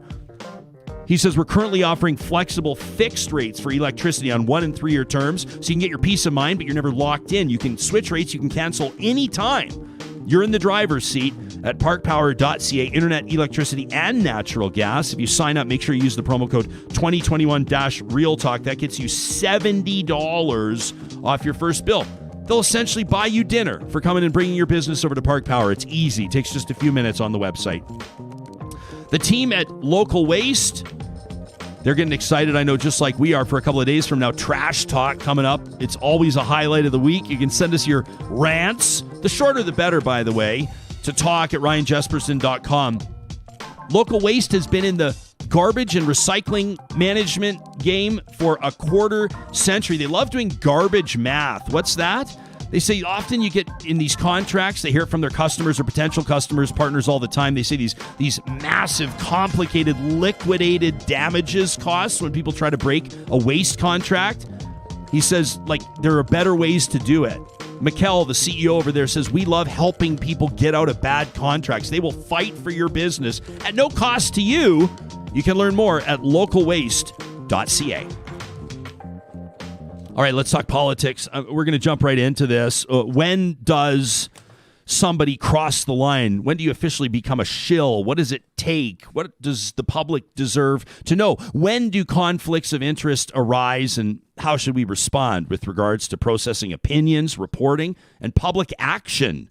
Elise Mills is senior counsel with Sussex Strategy. She's got more than 15 years of experience providing strategic counsel, a recognized regular commentator with local and national news organizations. And you've probably seen her as an analyst on Canada's top public affairs shows. Dr. Lisa Young is a professor of political science at the University of Calgary School of Public Policy. Her research includes studies on election finance and money in politics. So we've got a couple of heavy hitters with us this morning. Lisa, Elise, welcome to the show. It's great to have you both here. To be here.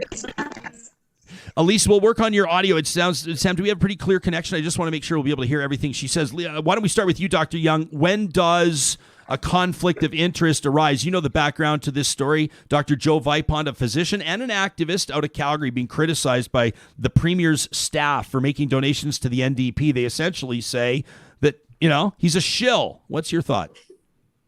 Well, I think the first thing is that we shouldn't use the term conflict of interest, right? Because that's usually used when you're talking about somebody benefiting personally, right? So you might say that it's a conflict of interest to be, making an argument if you are in some way going to benefit monetarily or with career success because you made it, right? So I think the criticism that's being made here maybe is that Dr. Vipond shouldn't be seen as an impartial expert, but rather as a partisan surrogate, right? And we know that there are partisan surrogates who, appear on lots of the political talk shows and they go in armed with partisan talking points.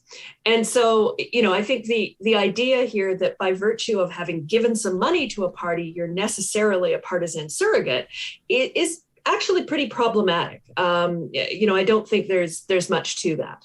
Elise, what do you think? Well, I think the way that the Canadian political system, actually North American system, is set up right now is that we're in perpetual campaign mode.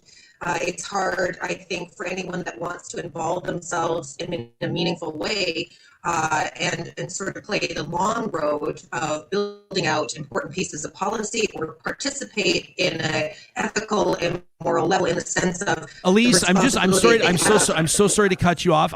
We're getting really bad audio from you, so Sam's going to work with you behind the scenes to improve it. My apologies to interrupt you, and I definitely want to come back to you as soon as possible. Lisa, it means that you and I get to hang out for a little while, just the two of us. So why don't we follow up on that? This was, we had an opportunity to talk to Joe Vipond himself, and I'll play you a clip of that in just a minute. But he said, hey, I make a political donation. That's part of the democratic process. People do that all the time. He's not wrong. Absolutely. And, we actually think about people giving relatively small donations to candidates and political parties as being a good thing for democracy. We know that parties need money in order to contest elections. If they don't have money, they can't, pay for ways to communicate with voters. So you've got to have money in politics. Where should it come from? And for a long time in Canada, the source of money was corporations and unions for the most part. And over decades, we've changed the rules to move away from that and instead to say, no, we think that it's voters who should be giving money to parties.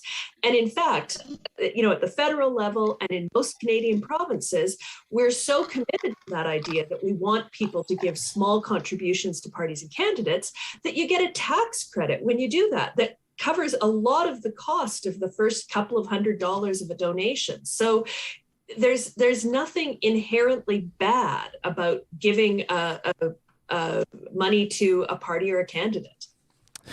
This is we were just before you joined us, Professor. It one of the interesting elements of this is that a lot of the people, including opinion columnists that are commenting on this, there's no way to avoid the fact that they themselves have a vested interest in the political process and in the success of certain parties.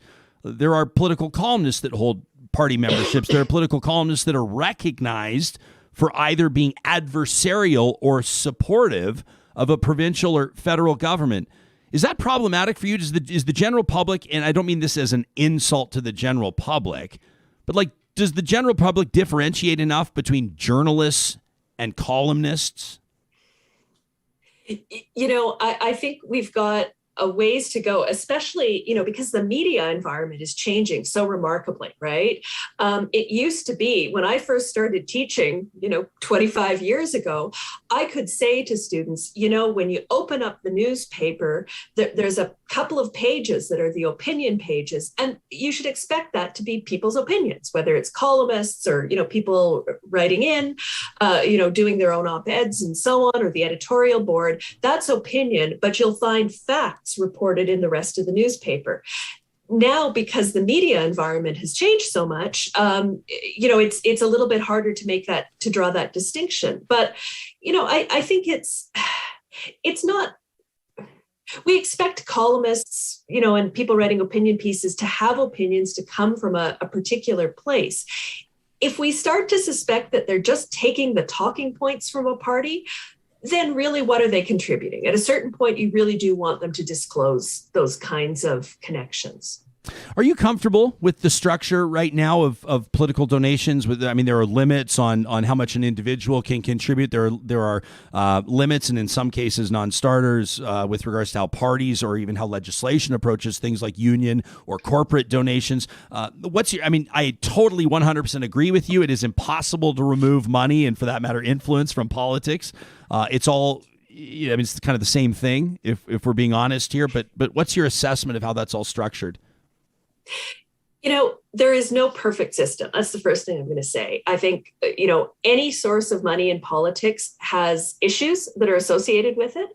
When it was corporations and unions, there was, a worry that there was, undue influence on government.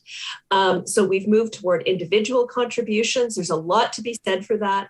But even there, we can sometimes see, the idea of the party base pulling parties in a certain direction, that may be making parties a little more extreme on some issues.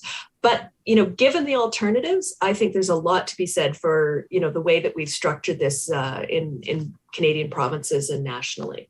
That's Professor Lisa Young, also joined by Elise Mills. We think we have you back, which is super exciting, Elise, because I want to get your take on this. I asked the professor if she believes that the general public is able to discern, or if there is enough maybe disclosure identifying or clarifying a difference between a journalist and a columnist. And I'm curious to know what you make of that with regards to what people are reading and how people are influenced with what they read and hear. I think we may have dropped. Lisa's dropped out. Lisa. Hey, Lisa, you know what? I'm going to make the call. You and I are going to hang out today, all right? So okay. We're going to keep the spotlight on you this morning, and I'll let our audience know. We were excited. Elisa's making her debut here on the show, so we're looking forward to that, and we'll get her back in a show to come, which is totally fine. So Lisa, it comes down to the fact right now where I think what we're seeing is people attempting to discredit others, right? That's essentially what this is efforts to discredit. Yeah. And, and it happens on both sides. I think it's a symptom of our really polarized political situation here in Alberta, right?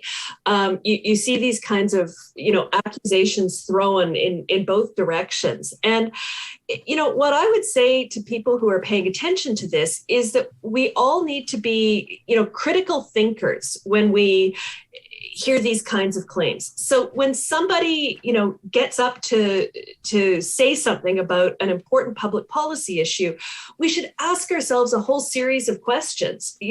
Does this person have relevant information or expertise that they're bringing to this particular issue? Does this person have something to benefit, right? Do they have a stake in this? Is there a conflict of interest? Are they perhaps acting as a partisan surrogate? Is there reason to think about that? And you ask yourself these questions, and then you evaluate, the person who's speaking and the claims they're making. But you need to think about those things on both sides of the aisle, And I think in this instance, Dr. Vipon has relevant expertise that makes me listen to him, right? He has the front lines in the emergency room. Does he have partisan ties? Yeah, but there's no evidence that he's taking orders or talking points from the provincial NDP. So, my critical assessment is that I'm willing to listen to what he has to say and take it pretty seriously. Yeah, I feel like, and again, this is like, maybe I'm dumbing this down, but a lot of times real life can also be pretty simple. And I think it's relevant that I've pointed out that we have, sponsors on this show that have, supported certain political parties. I've got friends that have supported different political parties. I've got friends that speak openly about how they vote and who they vote for, and others keep their, cards close to their chest. I'm sure some of our friends even lie to us about who they support and who they vote for. And that's part of the fun, isn't it, Lisa? It's part of the sparring, right? But that doesn't mean to me if I have a friend who's a lab researcher that happened to vote for, the federal Liberals, or if I have a friend who's a police officer that voted for the federal Conservatives, or whatever. I could provide 100 examples. That does not, in my mind, negate their firsthand experience, their on-the-ground experience based on their professional expertise. And quite frankly, the way that they vote or who they support may be dictated by what they see and the policy they'd like to see changed, or the policy or funding they see that's effective. And to me, that speaks volumes. Now, it may be inconvenient for politicians who find themselves in the crosshairs, right? But I think it's an interesting exercise to try to determine, and I don't think that you're coming in here painting in black and white. There are shades of gray all over the place here. But I don't think that someone's partisan affiliation negates their perspective. Yeah, absolutely. And it goes in both directions. And I do think, we have to be really careful here if we're going to say that anyone who's ever given money to a political party can't speak out on a policy issue without being painted as partisan. Because if you start doing that, it will come right back at you. And do we really want to, live in a political system where we're discrediting people because they've given, a relatively small sum of money? Certainly Dr. Vipon has given a fair bit over the years, but, it's not tens of thousands of dollars. Do we really want to be in that kind of a political system? And again, I'm going to talk about the polarization that we've got in Alberta. And I really worry that this is part of us, maturing into the kind of democracy where we're accustomed to, government changing from time to time, right? I think part of the critique is almost a critique that, if you're part of this opposition party that governed once, that it's an illegitimate perspective. And I don't think we want that. In the Westminster political system, we talk about the loyal opposition. We talk about how important it is to have a political party that opposes government, that offers a different perspective, that can criticize policy so that we can try and end up with better policy in the end. And that's how democracy works. And we don't have experience with that in some ways politically in the province. And so, maybe this is part of coming to terms with that. Yeah, it's interesting. I mean, how language just and partisanship and just a warning ahead of time, Doctor. I'm not about to say anything profound, but how it gets so weaponized to the point where if you indicate a concern about something or push back on something or propose an alternative policy to something, you're an enemy of the province. Right, or you're all of a sudden affiliated with the federal government. You must be, or you're willing to attack, your province's best interests, type of thing, and it gets so supercharged and so loaded that if you walk a step out of line, and it's not, I don't know. There's a follow-up question here. I want to ask you if it's always been this way, and maybe I just didn't notice, but I don't think it has been. There's this thing where if you step out of line, that you're on the other team. If you step out of line one little bit, there's no room for discussion, debate. There's no room for pushing good leadership. There's no room for working out policy. The whole thing about a big tent, in my mind, it is not a thing, does not exist. Has it always been this way? Did I just not notice? One thing I'd say about sort of the political culture of Alberta, and, I moved here 24 years ago. And one thing that struck me right away was that there's a discomfort with dissent, right? That we're all safer if we're all agreeing on something. And, and that played out, I think, in many ways in having, single party government for a long time. The PCs governed for decades. And, there was sort of a sense that, that somehow kept us safe because we weren't disagreeing with one another. We there was a unity to that. And so I think the election of the NDP in 2015 kind of disrupted that in some ways. And now we're trying to come to terms with almost a discomfort with dissent in some ways. And it does play out in right now some very toxic ways. I've certainly noticed, the voicemails that I get after I say things that might be critical of the provincial government. I get voicemails from people who say, well, you're not from here. And, and so that's another way of delegitimizing voices, right? That you have to be born in Alberta to have a critical voice, or you have to be part of, some consensus. And, I think Alberta will be a better place when we learn to agree to disagree about some things. Yeah. We're a complicated beast here. We really are.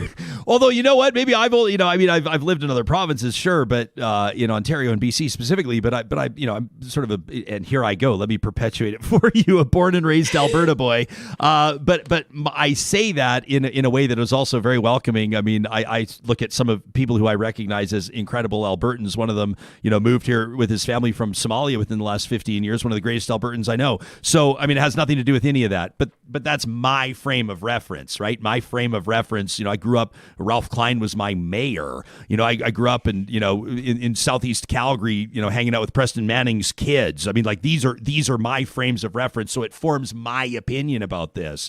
But Alberta now, I mean, I saw, a shout out to Todd Hirsch, the chief economist at ATB Financial. I saw him yesterday talking about, I wish I could find it, but I don't have it on the fly, Lisa, but he's talking about, he says this IPCC report, this climate report, appears to be so threatening and so shocking, I'm paraphrasing, such a threat to the old Alberta. He said, but to the new Alberta, it signals an opportunity for success and for wealth creation and for all these types of things. And that's the Alberta that the story that I find compelling is that people come here from all over the world because there's a wealth of natural resources, there's a wealth of human resources, and there is that kind of, it sounds cheesy. It sounds like I'm working for Travel Alberta right now, but there's kind of that can-do attitude. It's a little bit of a renegade kind of a, there is that.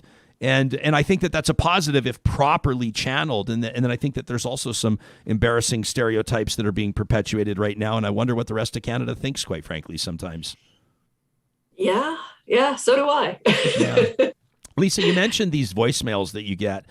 CTV put out a story, I think it was yesterday, and they quoted one of your colleagues at the University of Calgary, Professor Melanie Thomas, who's been on this show, great voice and a respected professional and academic.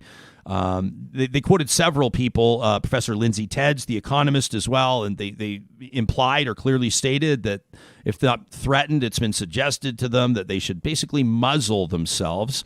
I speak from firsthand experience that I know that this provincial government can be hostile and active in managing employment scenarios. I was fired, quite frankly, from a radio job because of an adversarial relationship with the current premier. So I've walked a mile in these boots. I'm curious for your insight on that. I mean, you say you get these voicemails. How do you wrap your mind around it? Have you ever seen anything or experienced this before? Yeah, I mean, I'm deeply concerned about the things that Melanie Thomas and Lindsay Tedds are reporting, the kinds of pressure that they feel that is being put on them, and I have huge respect for both of them, so I don't question that that's the case. I haven't experienced anything quite like that, but I'm not necessarily as outspoken on touchy issues. And I think one of the things that we've seen is, I don't know, a year and a half, 2 years ago, an attempt to discredit Melanie Thomas because she ran once for the NDP, when she was a student. So, the notion that she could never say anything again. So that takes us back to this sort of question of partisanship, right? But I this is a real worry because, functioning democracies want to have academics that are free to criticize and throw out new ideas and not to feel constrained or threatened. And if we're in a situation where the provincial government is trying to exert any kind of influence over what academics say about public policy, then we're losing important voices in our democracy. And it goes both ways. If we had an NDP government that was trying to criticize or muzzle conservative academics, I would be just as much opposed to that. Academic freedom, it's important to us, but it's important to the society as well, that you have, thoughtful people who can make these arguments. You don't need to agree with them, but let them make the arguments. Did you happen to have a chance to read this open letter that was signed off on? I mean, just like a couple of dozen people have signed this, the letter to the Prime Minister, an urgent appeal for direct Alberta school board funding to mitigate the risks of the Delta variant. You're chuckling, and so am I. But what's not a joke are the names on this list. There's some pretty big names here, but why are you laughing? Well, okay, I'm laughing because one of the things I teach is federalism. And so... Like, there's no way. There's no way. And, it's really interesting because my first thought was exactly that. It's like, you've got to be kidding me. Can we pull out the Constitution and talk about, responsibility and so on? And then I thought about it a little bit more. And the federal government has what's called the spending power, right? So it can spend in areas of provincial jurisdiction. And it's been pretty deferential on education. So when we saw money go, to deal with the COVID issues last fall, it went through the provincial governments. But I think there's a sense that maybe it didn't end up where it was supposed to be. But we do see the federal government, spending a fair bit of time working with municipalities, providing funding directly to them for things like the Green Line. So it isn't technically impossible, but I do think it would set off just a firestorm in the country if the federal government started dealing directly with school boards, because it would be seen as a pretty major incursion into an area of exclusive provincial jurisdiction. Yeah, I just feel like everything right now, we're surrounded by jerry cans and somebody's threatening to light a cigarette, and I'm just kind of going, like, maybe not now. You know what I mean? I mean, you've got the federal health minister commenting on Alberta's management of provincial health. You've got Alberta's provincial health minister firing back. And Tyler Shandro, I will say, not wrong in what he's going on about. I mean, I don't blame him for pushing back. He's like, right before a campaign, she's interfering, and he's right about that. Most people I've talked to about it said, yeah, he's right. And that is exactly what's going on. It's not going to change that from going on. But yeah, I mean, I think if the federal government were to wade into education right now, although you never know, right, Lisa, because they might be sitting here going, 2015, we won 4 seats in Alberta. Let's try to win 6. Yeah. And, we're in this absolutely weird moment, right? We've been through such a peculiar time with COVID. Everything politically is sort of in flux. Some of the old rules maybe don't apply. So, I honestly can't believe that we had a federal health minister send a letter to a provincial health minister with the tone that that letter had. That is actually pretty far outside the boundary of what's considered normal or acceptable in Canadian politics or Canadian federalism. So, anything is possible. But, the thing to remember is, much as I think the Trudeau government might very well like to do this just to, I call this thumb in the eye federalism, just to provoke the provincial government here. But they would hear from not just our provincial government, but the other 9 provincial governments as well, because it sets I would think, dangerous precedent of the federal government trying to interfere in K-12 education. And I don't think any provincial premier would be happy about that. Yeah, I totally agree with you 100%. Let me ask you in closing, I mentioned the 4 seats that were won, 2 in Calgary, 2 in Edmonton in 2015. It was disappointing for the federal Liberals in 2019 to essentially lose that ground that they had gained and get shut out. I don't think, I'm going to go bold here, and I'll go on the record just for fun. This is actually my first, they haven't even called the election yet, but this will be my first it's with you, Doctor, my first federal election prediction. I think that Edmonton, I guess former city councilor, what are we going to call him, Ben Henderson, running in South Edmonton, I don't think he's going to win against Tim Uppal if that's who ends up going head-to-head, and I don't think that Randy Boissonneau is going to get his seat back. I don't think he's going to beat James Cumming in Edmonton Centre, which is my riding. So I see the Liberals getting shut out of Edmonton. I don't know much about this George Chahal out of Calgary, but Chahal, I perceive him to be, from what people I trust, they're telling me that he seems to be a formidable candidate. You think the Liberals could win a seat or 2 in Calgary? I think it's possible, and I think the seat that is actually the most likely to change hands would be Chahal in Calgary Skyview. He's got lots of credibility from his time on city council. It seems like he's got a really sound campaign with good roots in the electoral district. So that one is certainly possible. But who knows? And a lot of this is, what kind of swings we see in the vote across the province and nationally. And, quite frankly, the polls right now are so bizarre. Yeah. I think making predictions at this point is a really dangerous game. I totally agree with you. But the good news is it wouldn't be the first time that I'd been wrong. So I'll throw it out there. I will remind everybody that even if Bodog does provide odds on this, you should never wager on my political predictions. That would be a fool's errand. So just don't do it. But yeah, it's going to be really interesting to see there. I mean, you referenced this kind of bizarro polling, and I don't have any of it in front of me. And sometimes you really do. I mean, you're obviously an authority on this. This is kind of what we're talking about: the public trust and perception and conflicts of interest. I mean, a lot of the polling we see released. I mean, we're seeing polling released by mayoral candidates in Edmonton right now. They're like, this is our internal polling. It's like, and then, we see polling that suggests that the conservatives, the federal conservatives, have lost double digits, like significant double digit support in the province. It's showing a surge of support for the federal NDP in Alberta. I apologize. I mean to be as objective as possible. I just cannot see that. I'm sorry. I can't believe it. And I think there's lots of people, myself included, that are right there with you. You sort of look at that, you scratch your head and you think, yeah, every now and then there are what's called rogue polls. It might be that. It could also be, I do think there's sort of a sense that, right now,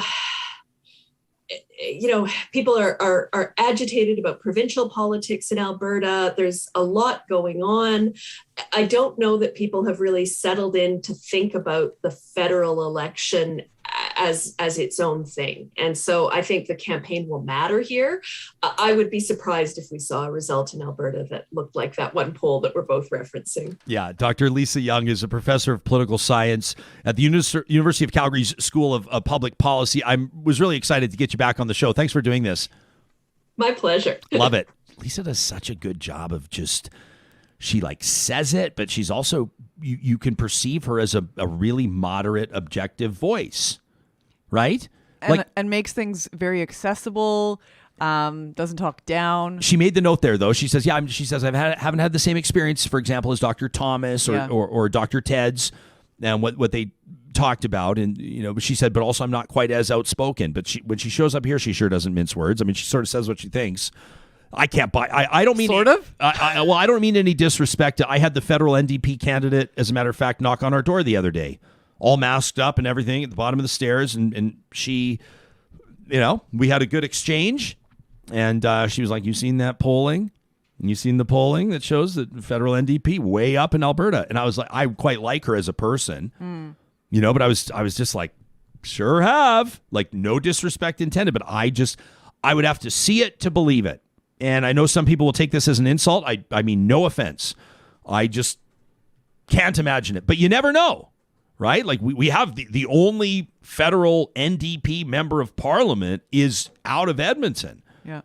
Right? So there is, and Linda Duncan for many years before that. So Edmonton has sent a federal NDP MP. I just don't, like, when they're talking about this huge, the numbers they're talking about would indicate that they could send 2 or 3 or 4 MPs to Ottawa. I mean, that would blow my mind if they did. But it might be, you never know. I mean, but I think to the professor's point, the idea that there is a shift happening, and that's what this pushback and trying to dig up dirt and to show that someone has a conflict of interest or imply that there's a conflict of interest. It's about there being a shift. That to me was like the big moment in that conversation is right. This is showing us that there's a shift happening. We'll have to get Heather McPherson on the show to talk about life on the Orange Island as the only NDP member of parliament in the province. I'll look forward to that conversation, of course, out of Edmonton, Strathcona. We are going to absolutely change gears in a moment. Do not let me wrap the show without reading this email from Stephanie about that police TikTok video yesterday, because we opened out of the gates yesterday about that. Right? A lot of people have talked about it. The Edmonton Police Service, I saw, pulled down the TikTok video. They said they came out with, I felt, hey, listen, I on this one, everyone's got their very strong opinions on this video. Some real talkers think it's just for fun. Other real talkers are like, it is misogynistic, sexist, and brutal, and violent, and talks about drunk driving and all these types of things. And the police responded. But when I saw their tweet yesterday, and the it was response like, tweet? The response tweet was like, many people felt it promoted outdated gender norms, violence, and intimidation. And all the responses, people like, many people felt, that's the I'm sorry if you were offended apology. So it's the non-apology. Any crisis communicator will tell you, never apologize if somebody was offended. Apologize that you offended. Apologize that you were offensive. Apologize, right? Now, it prompted, Stephanie, you and I didn't 100% see eye to eye yesterday on it. One thing I think we saw eye to eye on, though, was that we thought it was weird and inappropriate and wouldn't have done it. That was where we saw eye to eye on it. Stephanie has a great take on that, and we'll get to that, I promise, a little bit later on in the show. In just a second, we're going to talk to, like, a major player when it comes to astrology.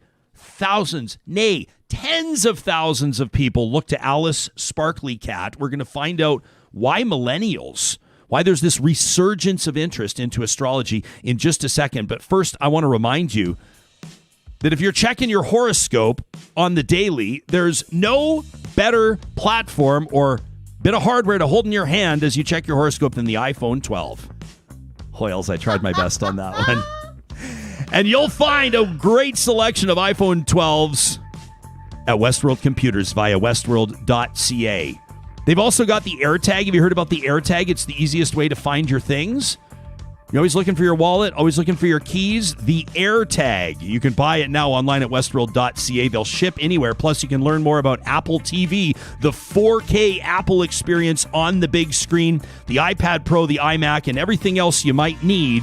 Westworld.ca in business. Family owned for more than 40 years. What a remarkable family business. Same deal with Eden Landscaping, also family owned for more than 2 decades. They've been bringing outdoor spaces to life. If you go to landscapeedmonton.ca, you can browse the services that they provide. Whatever your vision, they will execute it with precise attention to detail. Full service landscaping from excavation all the way through to the finished project. They've got great relationships with skilled trades.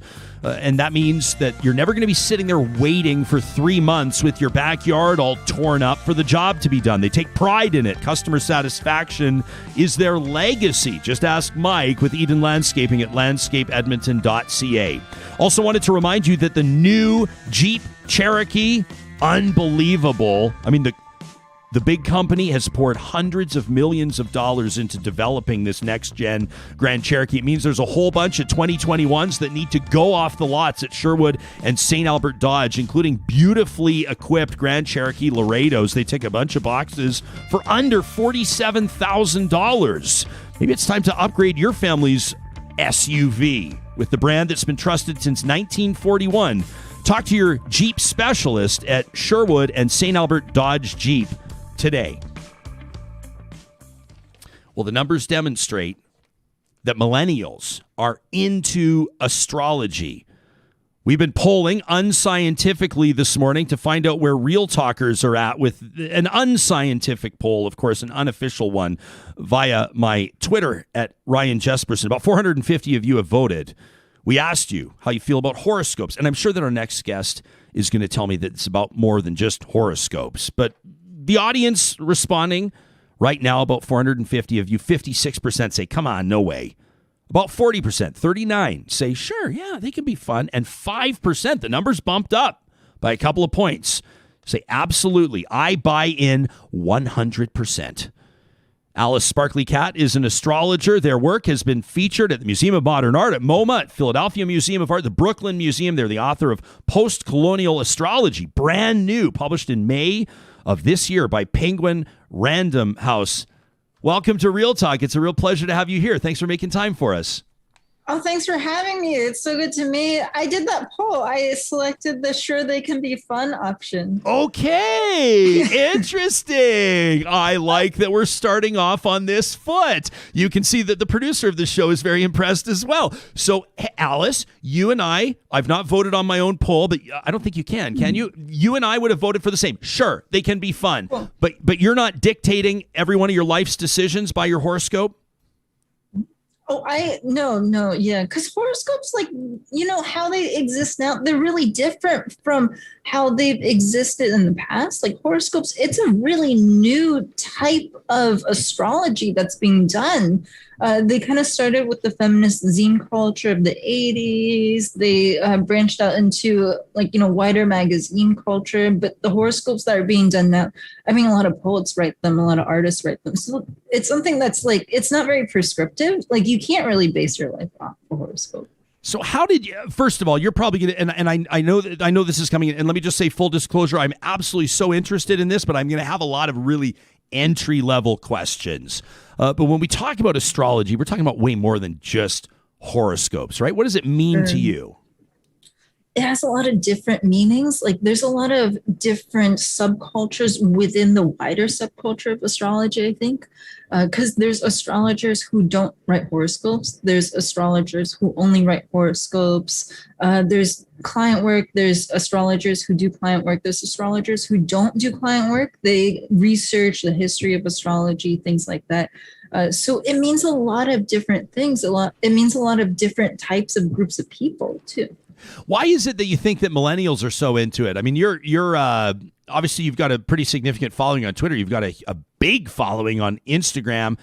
Are you on TikTok? I'm not on TikTok. You're on TikTok. I'm not on TikTok because I don't want to, waste so much time. Like, I'm very greedy with my time. Okay. I find people always say to me, like, people of my vintage, like if you're a 70s or 80s born, I see people saying we're too old for TikTok. I don't know if that's true or not. But you've got tens of thousands of people that follow you, and a lot of them are obviously younger people. What do you think it is about this generation, so to speak, that they're so into it? Well, I'm not really sure because I get there's all types of people who are into astrology. I had someone write me the other day who are like, it's not just millennials and Gen Z who are into this stuff. Like Gen X were here too. There's a lot of boomers who are into astrology. So it's been around for a long time. But around 2017, there was this kind of big revival of astrology, particularly with queer people. And so, that's why astrology looks so different today than it has been for very long, but it kind of became part of queer culture. And again, in past decades, it was very much a part of feminist culture. So it kind of, I think, inherited from that. Did you have an insight into why that might be? Why it's sort of woven itself into queer culture?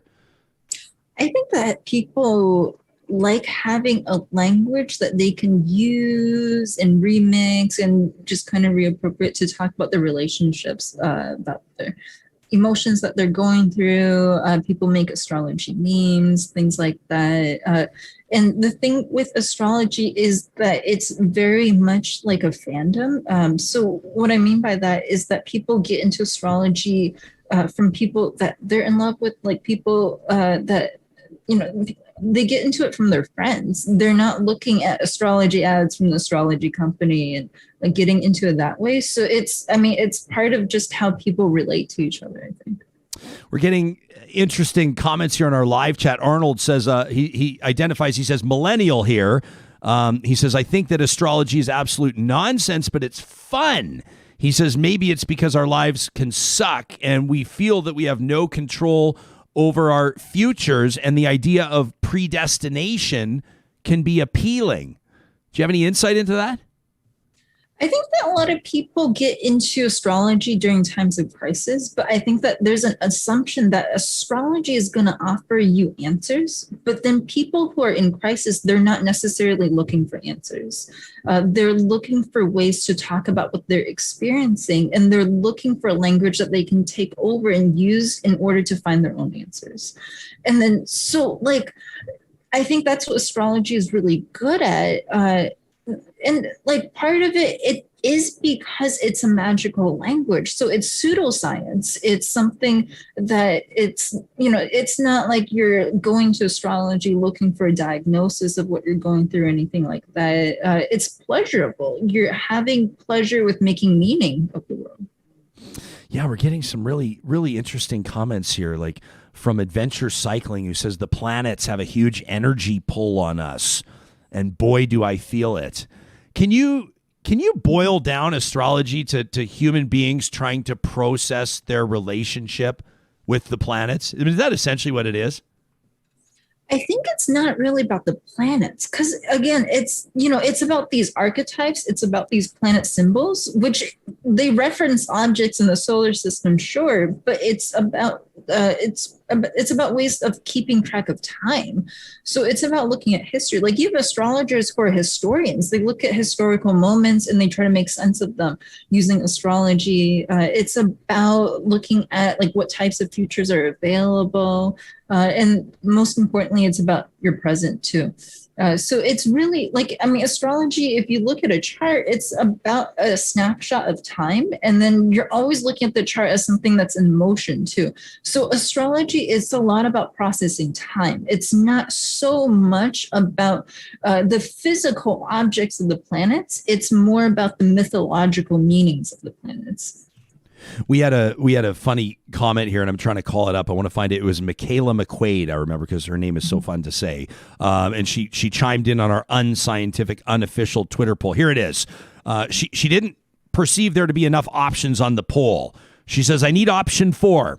How else would I navigate the astral plane when Mercury is in retrograde, or is retrograde, which I laugh because it's fun to say. I have no idea really what it means, but there is that sort of recurring theme, isn't there? When there are things different planetary positions or phases or stages, that they have some impact on the human condition in a sense.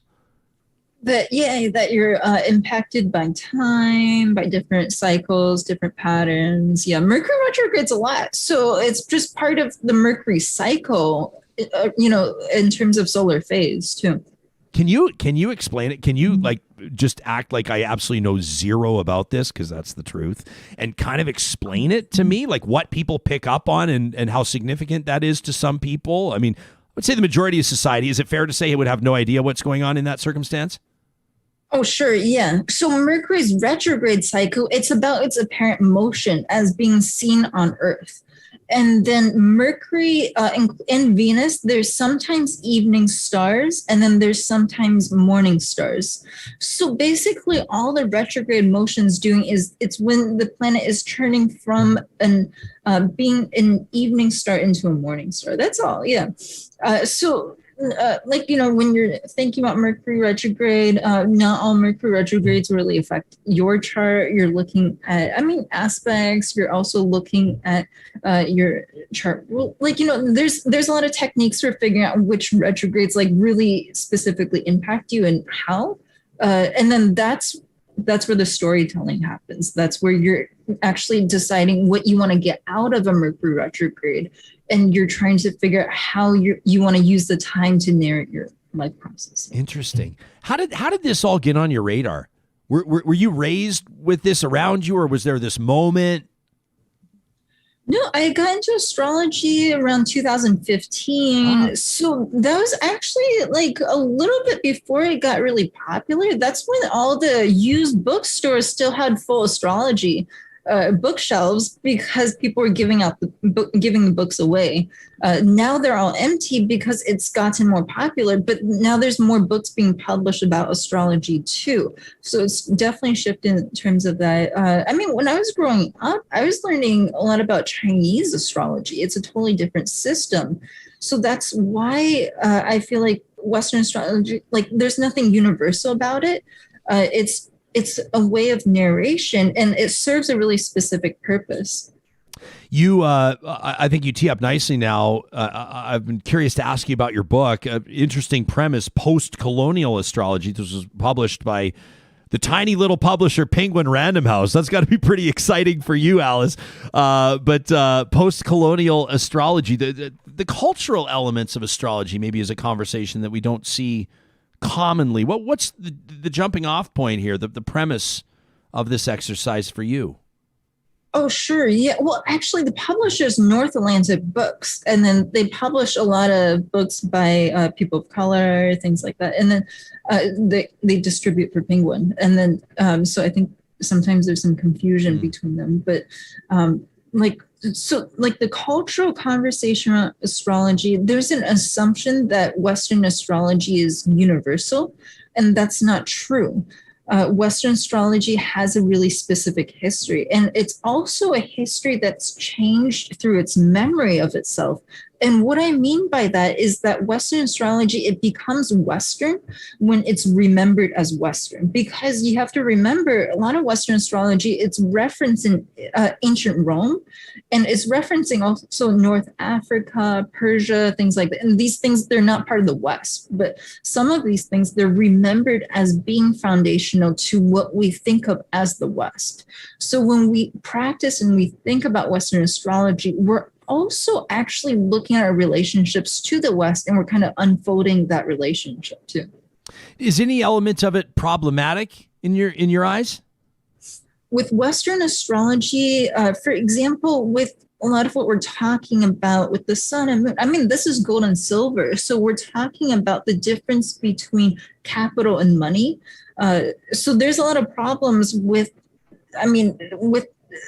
these things as they exist. And then how we're using them is we're talking about the client's relationship to these things. So, there's problems all around us. What we're trying to do as consultants a lot of the time is we're trying to get people to talk about the problems. This is, you don't hear a lot of people have conversations about this mainstream, and I wonder why. I know that there's cynicism around it, which you're no stranger to, obviously. And I appreciate that you welcome the questions. There's an interesting comment here from Newton who chimes in on our poll. He says, in an era where the rejection of science or poor scientific literacy is starting to damage us in many ways, the fact that some people think this is an actual science, I can't help but feel that every erosion of the actual scientific process hurts us these days. How would you respond to Newton? Well, astrologers aren't scientists. We're not pretending to be. I don't see any astrologer, at least that I know of, who's sitting here like, I'm a scientist. This is a scientific theory. Again, a lot of the astrologers I know, we have art backgrounds. Actually, we're trying to make some creative things happen. A lot of people who go into astrology have social work backgrounds. We're trying to heal people and heal communities. I guess I don't know really how to respond to that, because I think maybe there's some kind of misunderstanding at play. Well, I think you did respond to it just fine. Cool. You're not claiming to be a scientist. It doesn't have to be a science. I think we've been talking about blurred lines, though, almost the whole morning today, more talking about credibility and political commentary and conflicts of interest or things like that. But hey, it just goes to show that there are gray areas all over the place. For some people, it's their jam. For some people, it's not. What cannot be denied, it is definitely more of a thing, it seems, with younger generations. Allison, you've been a huge part of that. Alice is the author of Post-Colonial Astrology. You can follow them on Instagram, where about 50,000 other people do. And find him on Twitter as well, at Alice Sparkly Kat. That's Kat with a K. Thanks so much for hanging out with us this morning. No, thanks for hanging out with me. This has been really great. I appreciate it. My favorite part of the interview is not my favorite part. I enjoyed talking to them, but when Alice says, yeah, I voted for sure, they can be fun. Definitely wasn't expecting that. No, not at all. I love that. Yeah, they say we're not a scientist. We're not a scientist. I saw an interesting comment from Ryan. I want to get to this on our live chat. Where is it? I have to find it. Oh, I'm going to blow it and I can't find it. But he said something along the lines of, it's my favorite thing. Here it is. Because Ryan oftentimes will bring the heat into the chat in a good way. Bring the heat. Brings the heat. And he says, people who criticize Christians and Jews and Muslims for their faith but love astrology and healing crystals are my favorite types of people. That from Ryan. You know what I'm curious about? Huh? I want to know if Jennifer Aniston's horoscopes and astrology said that she was going to fall back in love with an old-time ex. With Brad Pitt? No, the rumor is... Oh, Ben, what's his face? No. What? David... Spade? Schwimmer. Oh, jeez. Rachel and Ross. That's what's Ross and Rachel? Yes. In real life? In real life. That's what's going on. Slate has a new article about it. I've got a bad habit of commenting on relationships that would never happen or that cannot be real, that cannot possibly be real. A classic example would be Lyle Lovett and Julia Roberts. And Carrie, my wife, will say to me, why not? And I'll say, it just wouldn't happen. And she'll say, why not? And she'll force me to spell it out. She'll force me to exhibit how shallow I am. I'm like, they would never be together. Why not? Well, because she's like a 10 and he's like a 6. No, he is not. I disagree. Who are you talking about now? David Schwimmer? Or are we still talking about Lyle Lovett? Lyle Lovett. Lyle Lovett's a beauty. Don't get me wrong. Of course he's amazing. Articulate. But Julia Roberts, really? Julia Roberts in her prime? I'm talking in her acting prime. I think, and otherwise, I think that he is leaps and bounds above Julia Roberts. So she was out of her league. Yeah, she was definitely out of her depth. Yeah, not out of her depth. Tracy says, agree to disagree. I didn't actually think that we'd be debating this today. I didn't see that one coming. Wasn't in your horoscope. Okay. Tracy says, I am both Christian and I follow crystals. Interesting. James says, OMG, Ross and Rachel are back together. You put James to sleep. Arnold says, Lyle Lovett is not a 6, you fool. Hope says he's very compelling. I'm not talking about his singing. I'm not talking about his stage presence. I'm talking about all of the above, baby. Yeah. That's what I'm talking about. Alice, if they're still on the line, is like, did they just seriously take my entire interview and just drive it into the ditch with a debate on Ross and Rachel and Lyle Lovett and Julia Roberts? And we're going to get to some serious business in just a second.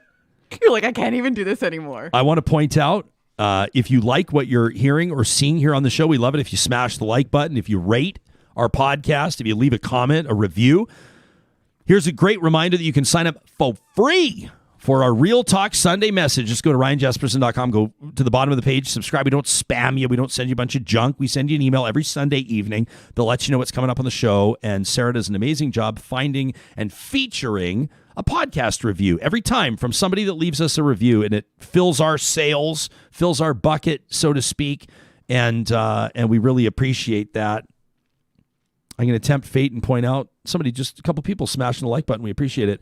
We are an hour and 58 minutes in and still no thumbs down. They must be on vacation. Cue the thumbs down. Well, someone will give us one just for fun. Just for fun. Somebody will be the first. Tracy goes on to say, by the way, crystals and Reiki, Tarot. Right. Tarot. Now you've messed me up. It's she Reiki. She says Reiki and crystals follow God and positivity, so those who think it's devil's work don't understand. Keith, meantime, says, I'm a 4.5 and I landed at 12. Attaboy. Ryan is following up on his comment about people that crack on Christians and Jews. And you can just say people of faith, right? We're not going to name every religion.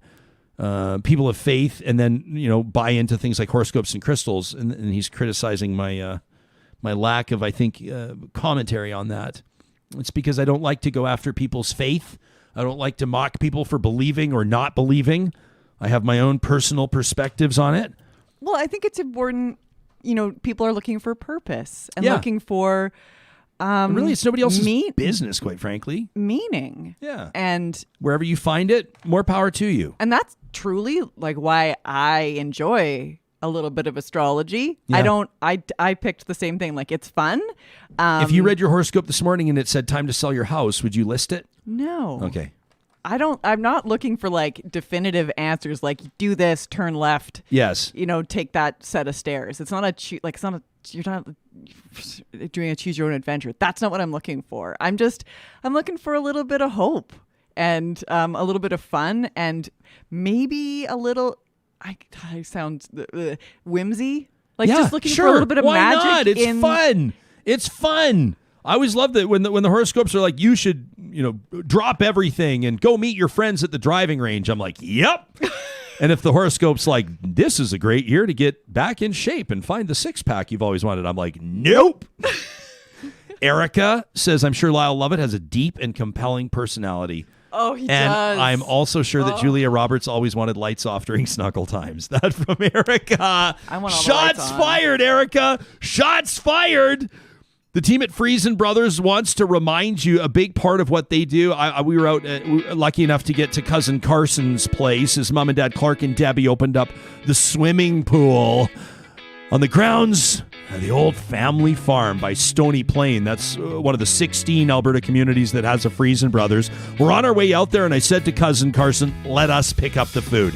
Dinner's on us. Not going to cook.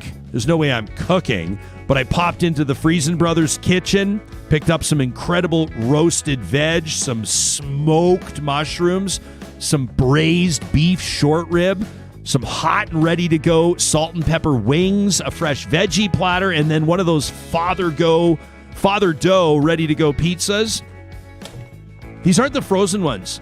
They're not these lousy frozen pizzas. You go to my grocery store, my uninspired, boring, disorganized, corporately owned grocery store.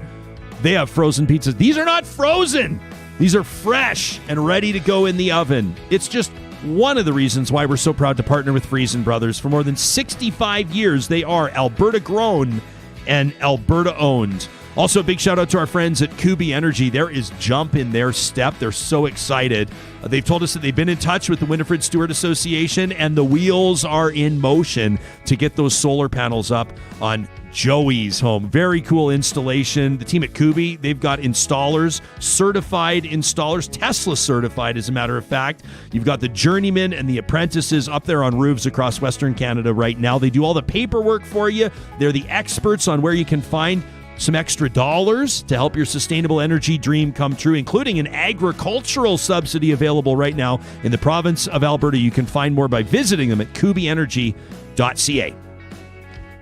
Wanted to read this from Stephanie before we sign off for the day. This was a great email yesterday. You can get us anytime. talk@ryanjesperson.com. We were talking about the Edmonton Police Service TikTok video. Probably everybody's seen it by now. The WWE voiceover, Stone Cold Steve Austin. The cop comes out, finds out that his daughter's boyfriend is there to pick her up at home, crushes a couple cans of water, skulls them, gets into the cop car, and takes off with the lights going, the cherries, as they call them. People have called it toxic masculinity. People have said it's unprofessional, and perhaps the most recurring comment that we saw is it just wasn't that funny. The police service out of Edmonton taking it down yesterday, saying that it missed the mark, and Stephanie chimed in on our inbox, says, some points that your show brought up, and also a couple points on what I think you missed.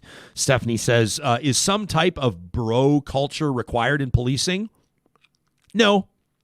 Says, I'm not a bro. I was never a cop, but when I did work with police, what I determined and observed, what is required is courage.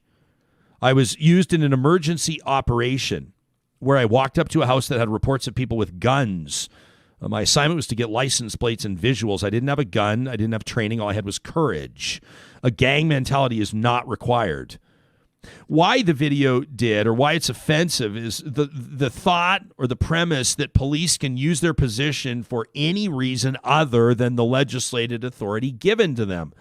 That's the underlying statement that's being made. It's the ultimate problem in my mind with police. If this was a regular person running to their vehicle, or if the officer had run to their own vehicle, then the parent protecting child trope may apply, with all the controversy that would still surround that one. But the officer jumps into a police vehicle marked and rushes off lights and sirens. The attitude that needs to be changed is that police forces across Canada can be guilty of systemic abuses of the legislated power differential that they're afforded. And they routinely do these small things. I know, I worked for them for 12 years, but the small things are evidence that they believe they have the right to have power over people and that their position makes them special.